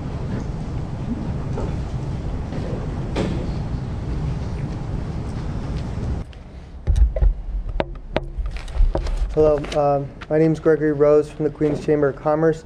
I'm representing Jack Freeman in the Chamber, their Executive Director, and I'll be reading his testimony here today. Thank you, Chairman Zebelman and the rest of the Commission for having me here today. My name is Jack Freeman, Executive Director, but obviously he's not here. My name is Jack Freeman, Executive Director of the Queens Chamber of Commerce. As technology continues to change the way we communicate and interact with one another, it is important that entrepreneurs in Queens and throughout the city are able to access the latest innovations to enhance their interactions with customers. We have every reason to believe that the proposed merger between Time Warner Cable and Comcast will help small businesses in Queens as they continue to play an important part of our economy. We have been talking about the lack of access of broadband, particularly in boroughs other than Manhattan, since 2012, when the Center for an Urban Future came out with a report titled New Tech City. After speaking with many tech companies, they discovered that it was hard for them to find a place to work because in areas where the rent was less expensive, such as Queens, the buildings did not have adequate access to the internet. While there is more broadband access now than there was in 2012, it still remains a problem for small businesses to receive acceptable service. In other cities, Comcast has not only brought internet access to places which previously had no broadband, but also improved it in areas that already did. In places where Comcast has brought internet access to homes and small businesses, these communities received up to 270 megabytes per second, up from 85 megabytes per second, helping to enhance what restaurants, barbershops, and doctors' offices are able to accomplish. It should also be added that if this merger is approved, Comcast will not be the only provider in the city. millions of residents have cable and internet providers that are not Time Warner Cable, and Comcast will only be able to serve those residents if those residents decide to change their service. We believe that the merger between Time Warner Cable and Comcast will enhance small businesses in Queens' capabilities and help ensure a strong and growing economy. Thank you. Thank you, Mr. Rose. Mr. Miller will be followed by Elnora Watson of the Urban League of Hudson County. Good evening, Commissioner. First name Fitzgerald, last name is Miller, M-I-L-L-E-R. I currently serve as the president of the 100 Black Men in New York, and in 2004, we partnered with the Bloomberg administration to create the Eagle Academy for Young Men in the South Bronx. This September, we'll open up our 6th school. One of the things I've learned when you're working in poor neighborhoods is access to technology. In a fast global marketplace, particularly having this national debate of how we fix our school systems, charter versus public, and how do we make the learning environment for our young people engaging, but more importantly, give them an enhanced learning experience. I can most certainly tell you on behalf of our chairman, Curly Dossman, 100 Black Men of America, and the 116 chapters nationwide, our relationship with Comcast, although as a 501c organization, we do not give any legislative advice or make an opinion, but most certainly we can share our experiences. Our relationship on a national basis with Comcast with this Internet Essentials program is phenomenal. Specifically in Atlanta, Georgia, 100 Black Men of America, where we have 5 chapters are doing some extraordinary work, where young folks perhaps who cannot have or do not have access to the internet, through that relationship we make enhance improvements in their learning environment. In Washington, D.C., in our nation's capital, 100 Black Men of Washington, D.C., again, is showing promising results with this program. Chicago and Detroit. And the list of the 100 Black Men affiliate chapters are doing some incredible work through this program. I know Mrs. Miller moments ago who mentioned the Diversity Supplier Program, no affiliation between the two of us. I can most certainly tell you in the local New York market, 100 Black Men of New York, our experience with Time Warner Cable.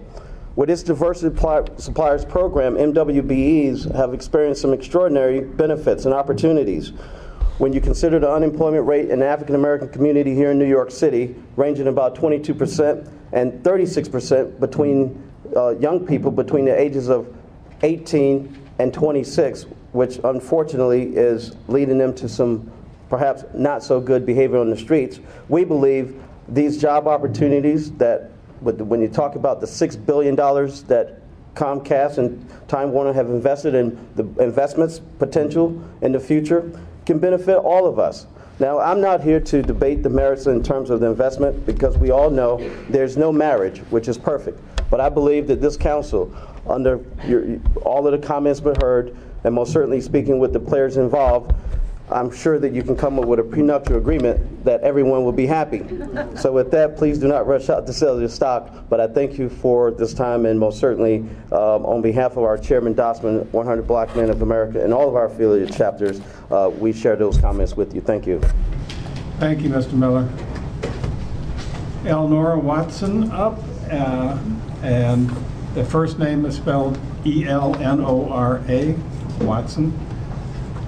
She will be followed by Gary Greenberg.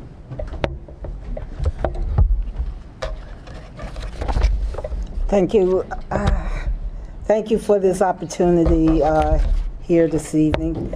I am Elnora Watson, CEO of the Urban League of Hudson County in New Jersey, and a proud community partner of Comcast, which has helped support our core mission to improve the educational, professional, and social opportunities for persons who are impacted by poverty.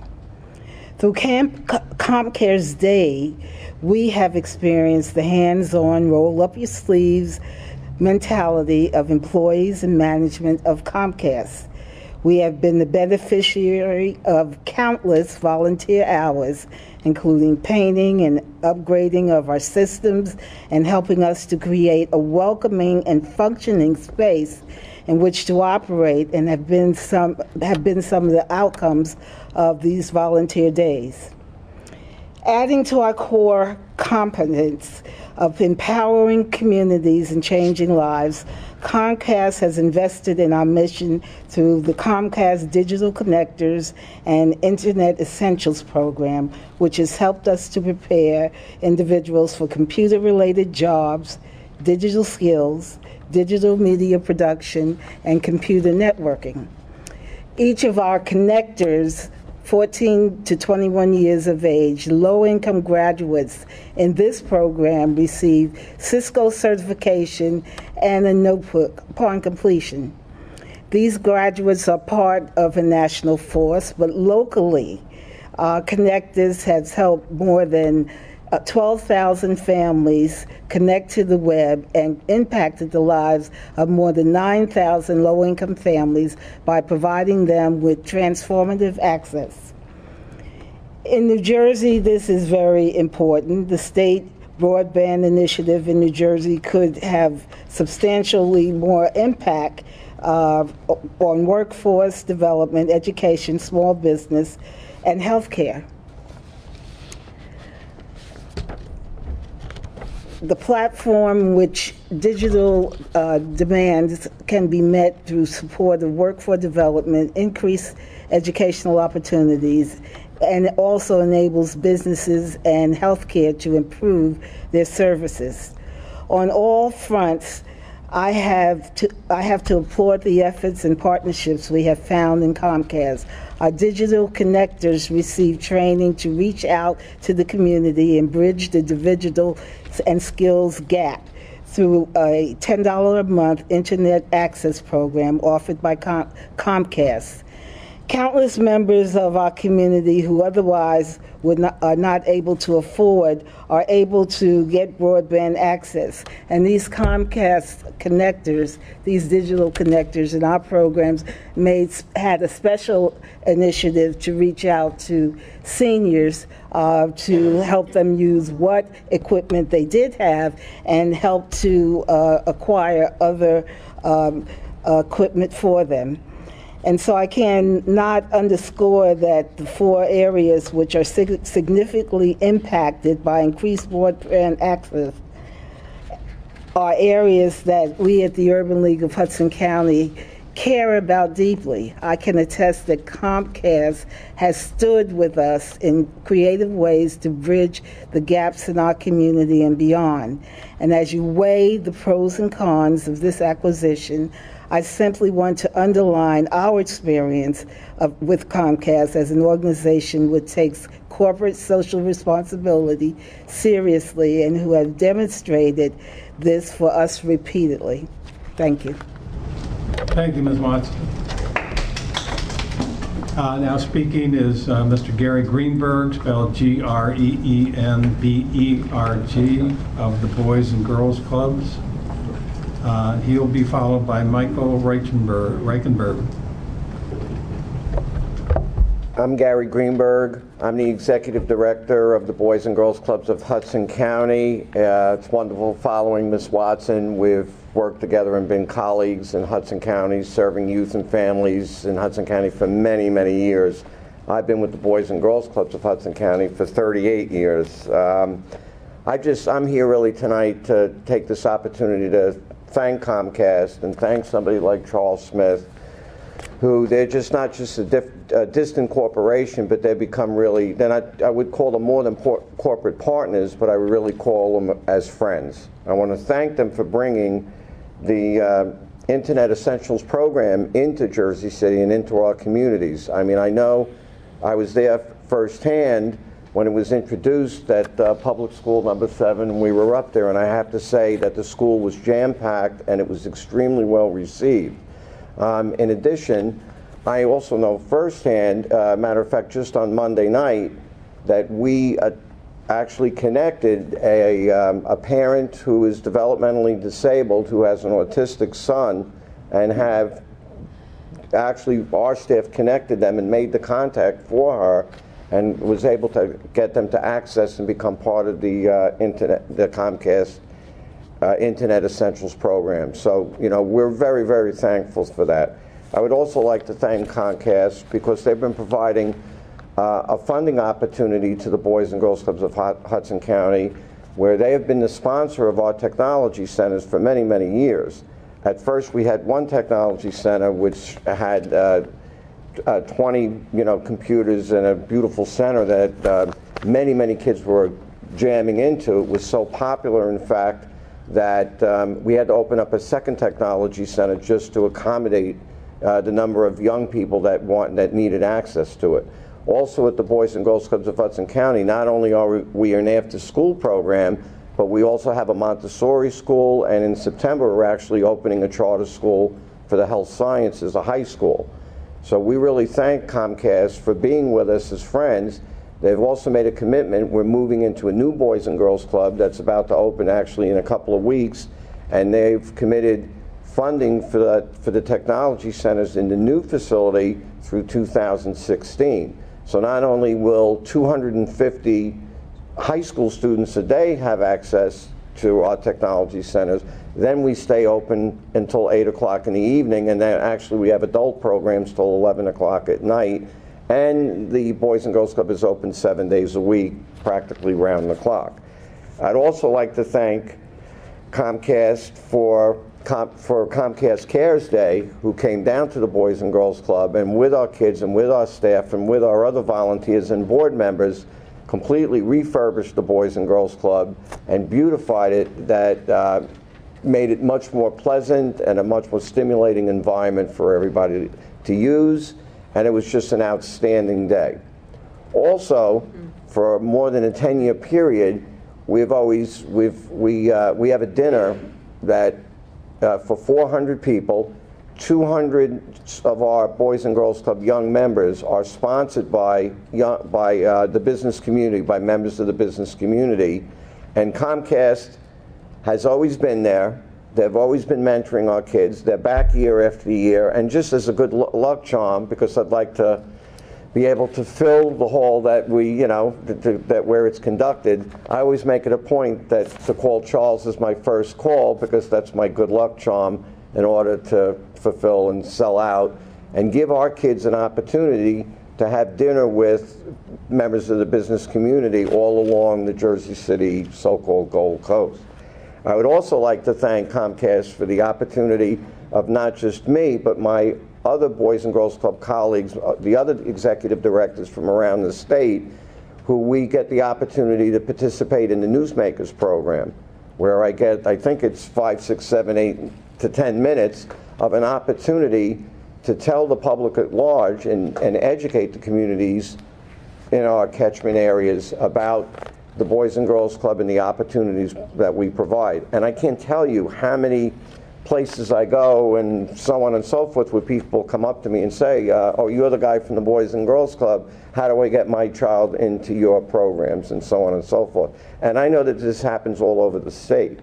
So on behalf of all of the members and children and their families who come to the Boys and Girls Club and practically, call that their second home, and representing other Boys and Girls Club directors from around New Jersey, I just want to thank Comcast for everything that they've done for us, and I just cherish the friendship. So thank you. Thank you, Mr. Greenberg. Next speaker is Michael Reichenberg, spelled R-E-I-C-H-E-N-B-E-R-G.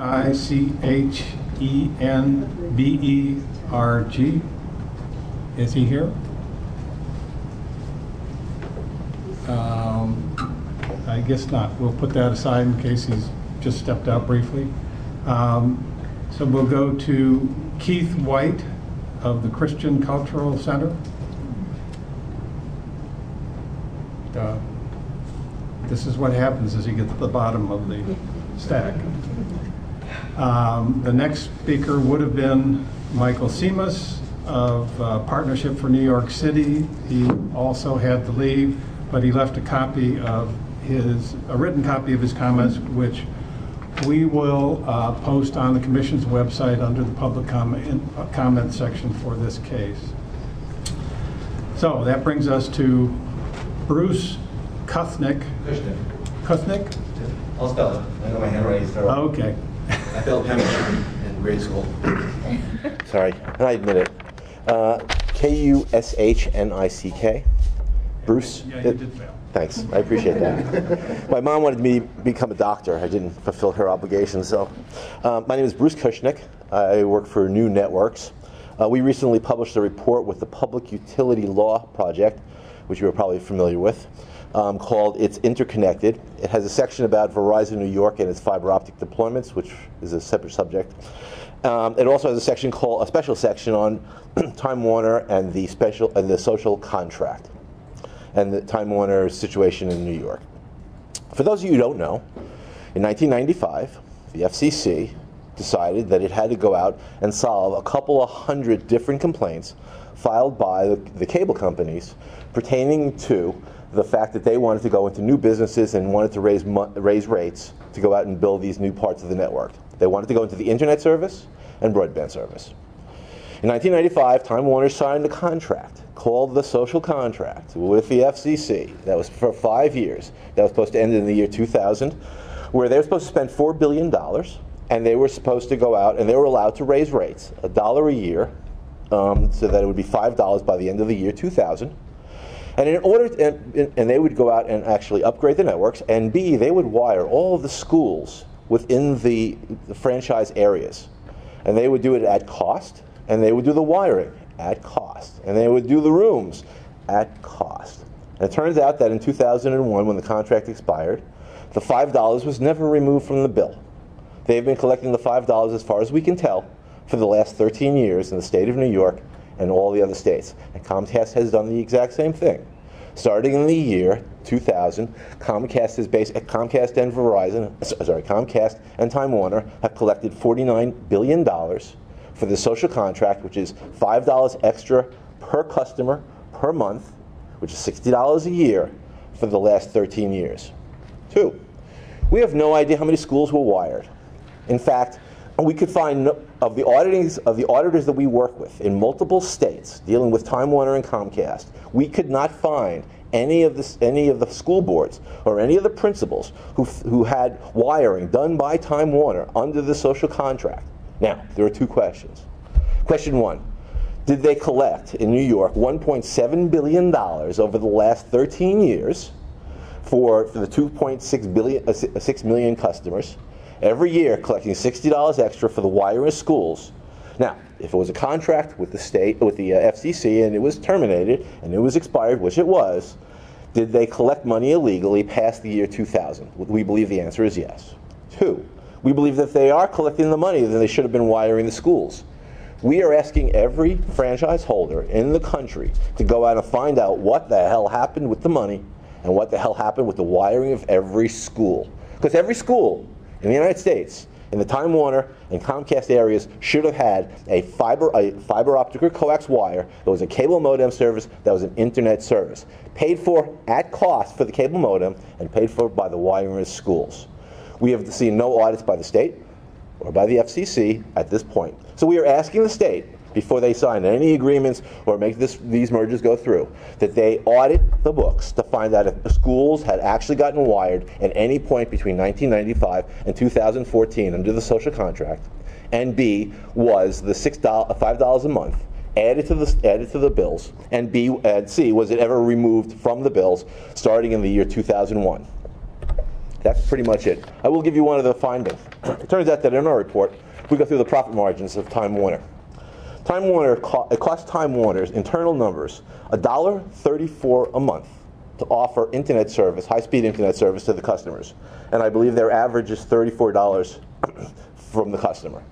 If customers have paid since 2000, $5 a month to have the networks upgraded and to basically wire the schools, and now we find out that the profit margins are 97% for Time Warner, shouldn't we question whether or not there should be a merger? Also, you should know that this happened in all of the Comcast areas as well. So we are asking, before anything is done in the state, to have an investigation of our, which we filed already with the commission, and Pulp has filed separately about the Comcast Essentials, And please read our comments. They are available. We've posted them as of, I think, yesterday. Thank you very much. If you have questions, please let me know. When was the study performed? Our study was done in May 2014. The social contracts were actually written in 1995. We have links to all of the documents, and they're available. You performed the study for the Public Utility Law Project? Public Utility Law Project hired New Networks to do the study. Oh, okay. And is the study available on the online website? And I'll be glad to send you. Make sure that everybody has a copy, because I think it's. I should tell you the other punchline to this, because you asked about the wiring of New York State. Verizon only has wired 20% of their territory. However, there has been 3 rate increases in the state of New York that started in the year 2005 that said they were for massive deployment of fiber optics and losses. Our study showed that the massive deployment of fiber optics, which was FiOS, because FiOS is based on a Title II common carriage telecommunications network service. And they were able to use the utility rights of way and charge customers for the cable parts based on that finding. And 2, they collected something like $4 billion from POTS customers to pay for that wiring. So if you want to know what's going to happen to the state, Verizon has stopped doing the upgrades. Literally only 80% of the state is not going to get wired as far as the municipalities, and there will be no competition. And Verizon has filed basically to shut down all the copper in their territories, and they have started in the Rockaways, filing with the Section 251 application, which basically said, in the area of the Rockaways, we are going to shut off all the copper for 50,000 people. We are going to file it with the FCC, because we can. That's the only paperwork we're going to do. And essentially, we have no more obligations whatsoever. We asked whether or not that wire is a Title II, part of the utility, or is it basically owned by Verizon as a private property? These big questions. This means that there will not be any competition of wires by Verizon to Time Warner in the state of New York if we are right. So if the merger goes through, you're basically sitting here with whatever's there in the ground with Time Warner and Comcast will be there. There won't be any competition for it. And Verizon's not going to show up with FiOS in most of the areas to compete. So the prices cannot go down. There is no other competitor around that could offer services. And putting all these people on wireless and shutting off the copper, as you know, with the Fire Island docket that was open, we showed that the cost models that were done by Verizon are basically made up. All of the expenses that we found that basically a lot of the losses are being created by the various parts of the business, basically dumping expenses into the utility, raising the expenses. And Verizon New York has paid no taxes for the last 5 years, income taxes. So as far as the ultimate question about the merger here, what we are left with is one big question. If Verizon isn't going to show up and these and Time Warner and Comcast goes through, they could just raise rates at will, which they've shown to do. So we are asking for investigations of these issues today. And we will definitely get you all the reports. No problem. Thank you very much. Okay, our next speaker will be Thomas Camber. Is Mr. Camber here? Yep. And that's spelled K-A-M-B-E-R. And following Mr. Camber, we'll have Eileen McCory. I want to thank the members of the Commission for holding the hearing and for waiting so long with us into the evening. I am the Executive Director of a nonprofit called Older Adults Technology Services, OATS, and we're a 10-year-old nonprofit that works with senior citizens doing training and programming around technology for older adults. We run 24 centers in New York City. We've trained over 20,000 people to go online and have built over 30 technology centers here in New York. We're, in the broad sense of the challenges that seniors face going online, we provide a lot of the technology training and programming around getting people connected. But one of the real challenges that they have is connectivity and particularly cost. It comes up a lot, and even today, only 41% of seniors are using broadband at home.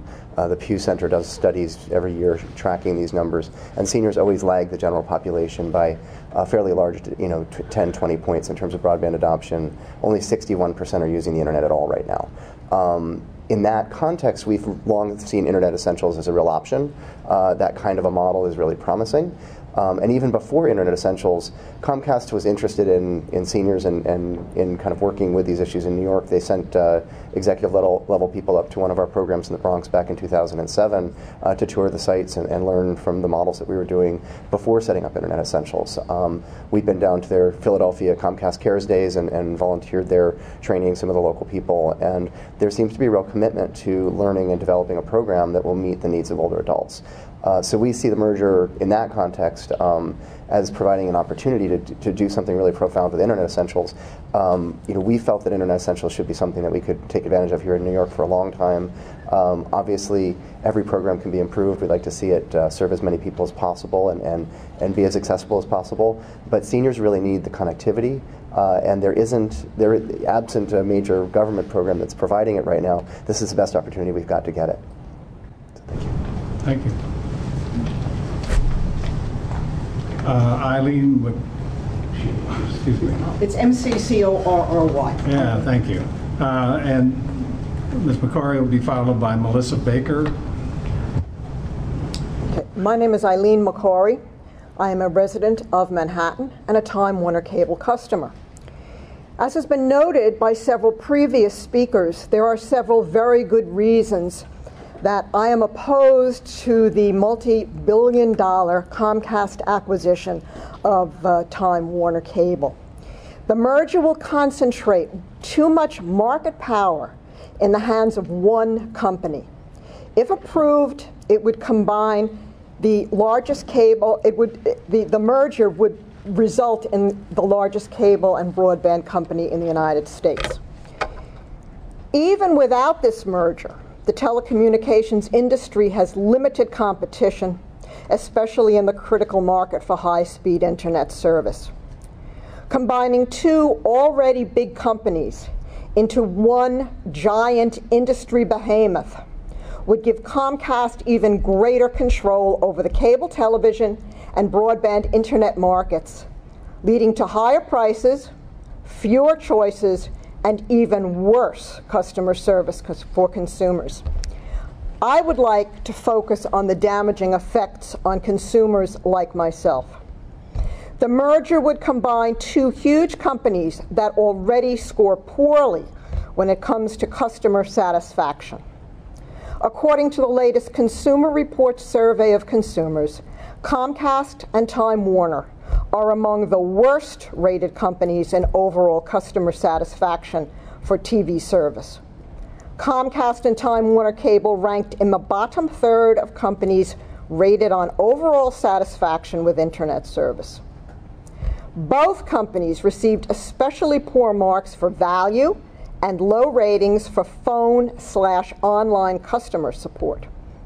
Comcast ranked 15th among 17 television service providers included in the ratings, and earned particularly low marks from consumers for value for the money and customer support. Time Warner ranked 16th overall for television service, with particularly low ratings for value, reliability, and phone online customer support. These low rankings for customer service can, in part, be explained by the lack of competition in the cable market. When companies know that customers are unlikely or unable to switch providers, customer service becomes less of a priority. These companies already have little incentive to provide quality customer service. But a merged company with increased market power and an even larger national presence will have even less incentive to address consumers' needs. I want to give you a personal example, and it wasn't just me, it was a number of people in New York and throughout the United States. The recent outage of Time Warner Cable's Roadrunner email service is a case in point. I and countless others could not access email for the better part of a week. Time Warner Cable's response was a case study in how not to respond. Complaints were logged by Time Warner Cable's Roadrunner customers on Time Warner's online customer service forums, their Facebook page by the hundreds, and on numerous other user community forums across the internet. The company's response was to minimize the situation, and I'm going to quote what their response was. Quote, Some of our internet customers who use Roadrunner email have been affected by an intermittent issue. Our engineers are working to resolve the issue as soon as possible, and we are sorry for any inconvenience, end quote. This became a sort of mantra, repeated over and over on the website, on the phone, in statements to the media. No indication of the cause, the steps being taken to mitigate the situation, and estimated time frame for resolution.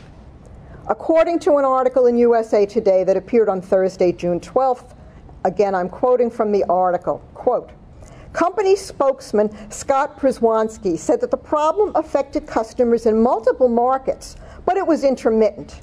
And the vast majority of our internet customers weren't affected at all. The company declined to give specifics about the scope of the email issue. Przwanski said the company's engineers are working to resolve the issue as soon as possible. Okay, this appeared last Thursday, a week ago. The issue has still not been completely resolved by the following Monday, the Monday of this week. Time Warner has an estimated 15 million customers across 29 states and 2.6 million in New York. By my calculation, that means 1.5 million nationwide customers and 260,000 in New York were affected. This is not a minor problem. For many people, it was more than an inconvenience. Their livelihoods were at stake. People used their Roadrunner email to conduct business from their homes. They lost customers, clients, and revenue. That's the reason that I am opposed to this. We need more competition, not less. Thank you. Thank you, Mr. Karr. Melissa Baker up now, will be followed by Jordan Eisenstadt.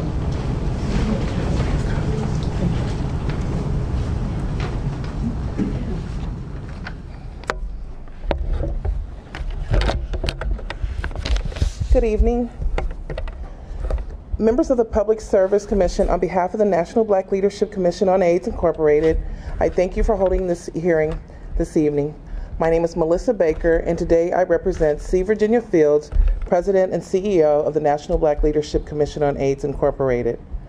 Our relationship with Manhattan Neighborhood Network is a key component to the education and mobilization efforts that drive our organization. The National Black Leadership Commission on AIDS Incorporated is on the front lines of public health crisis in high-risk communities, working to improve access to quality health care, promote public health and disease prevention, and influence public health policies. Thanks to Manhattan Neighborhood Network's equipment, facilities, and support, we are able to produce Health Action Television, where we discuss key issues in HIV and AIDS and other health disparities in communities of African descent. The program has afforded us the opportunity to expand our reach as well as educate the broader community about work being done by various guests. Manhattan Neighborhood Network is a key partner for the National Black Leadership Commission on AIDS. As you consider the implications of a merger between Comcast and Time Warner Cable, I encourage you to take this opportunity to strengthen public access. The proposed $45 billion merger of Comcast and Time Warner Cable will lead to a company that provides cable to almost 33% of households and high-speed internet services to almost 40%. High-quality, accessible, and visible local programming is vital to New York City. And our partnership with Manhattan Neighborhood Network is living proof of what happens when two vital community organizations combine resources to educate, mobilize, and empower our citizens. Thank you very much. Thank you, Ms. Baker. Mr. Eisenstadt also had to leave. He's left a written copy of his comments. Those two will be posted on the Commission's website in the docket for this case. And that leaves us with only one. And this one I won't be able to pronounce. Andres Sansons, or Sansu? Yes.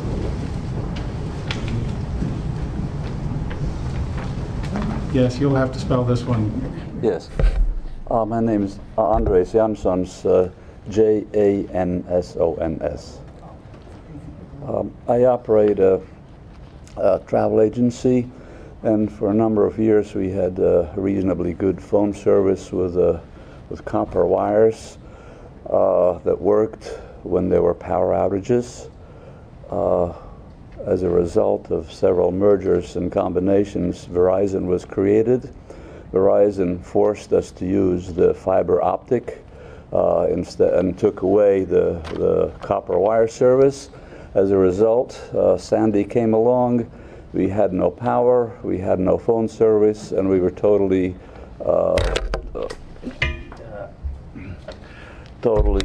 left in the cold for 10 days. Didn't have access to our customers. We lost business. Didn't have access to internet. No news whatsoever. Control of communications by corporations makes it easier for the government to step in and take control, especially if there's only one or two companies as opposed to having 50 companies. Controlling communications is a first step in the direction of a totalitarian government, as we saw in history regarding Nazi Germany, Soviet Russia, Mr. Gaddafi, Saddam Hussein, and so forth. Is this what we want here? History has shown that mergers, whether there be airlines, auto manufacturers, radio and TV, cut down competition and cut down our choices of access to news and what's going on in the world. History has shown us that the loss of competition and these mergers result in higher prices inevitably. There hasn't been one instance that I know of where a merger has lowered prices for the consumer. If I'm wrong, I'd like to be corrected. So is this what we want here? And I urge the Commission to not allow this merger to take place because it's just going to hurt the consumer. Thank you. Thank you, Mr. Johnson. All right, I'm going to check. I didn't submit a card, but may I say something? Lederman, L-E-D-E-R-M-A-N, Maude, M-A-U-D-E. I just would like to let everybody know that what all of these companies are using is our commons, our airlines, our rights of way, etc. Ours. And I am against this merger. We need competition, period. And the man is absolutely right about communications being so important. Even like in San Francisco, they killed the internet when they suspected that there might be something. Shouldn't be, period. Thank you, ladies. All right, I'm going to ask one more time if Michael Reichenberg is here, or Keith White. If not, then I thank you all very much, very much. Question? We've heard so many, Katherine Barnes, I was here earlier. B-A-R-N-E-S, right. First of all, I'm not a little old lady who watches Netflix late at night. I'm trying to be an entrepreneur to make some more money. And the only thing I use my internet, my Time Warner for is internet. I also pay for my landline for, through Verizon. And I use Credo for long distance. So I'm paying more than just $57 a month out of my $1,100. That's one thing. Another thing is this. We heard from so many social organizations tonight saying how great Comcast was because of this one program they had. Yes, that is good, but what are they getting for it? They are getting tax breaks. They are getting tax breaks that was never mentioned by anybody. So they are not being that magnanimous about it all. So that is not the thing that should make any decision of yours Your decision is what's good for the common good, and that means all of us. All of us. And losing internet openness, whatever it's called, plus the ability, internet neutrality, plus the ability to have a choice of various things rather than one controller. We are really, really, really headed down a bad path on this in this country. You can't see it so much, but I've been around enough to see differences. And we are on our way to totalitarianism, period. That's it. And open your eyes. It's very, very visible. It's very visible. And you people have control. They are there, and then there's a problem. Where do I go? To Comcast? Time Warner? I will go to Comcast. Where do we go? We'll have nothing. It will be nothing. No, there's a choice. There's a choice. We have 5 different companies here. Give them a chance too. Bravo. Thank you. Well, again, another thing, I just heard that, I'd heard about this just as I was on my way out the door today. You should publicize your hearings. I didn't hear about it until just before the hearing. Thank you very much. Thank you for having it. I will say goodnight and shut my mouth. all right, there being no further speakers, I thank you all very much for coming out tonight, and the record is closed.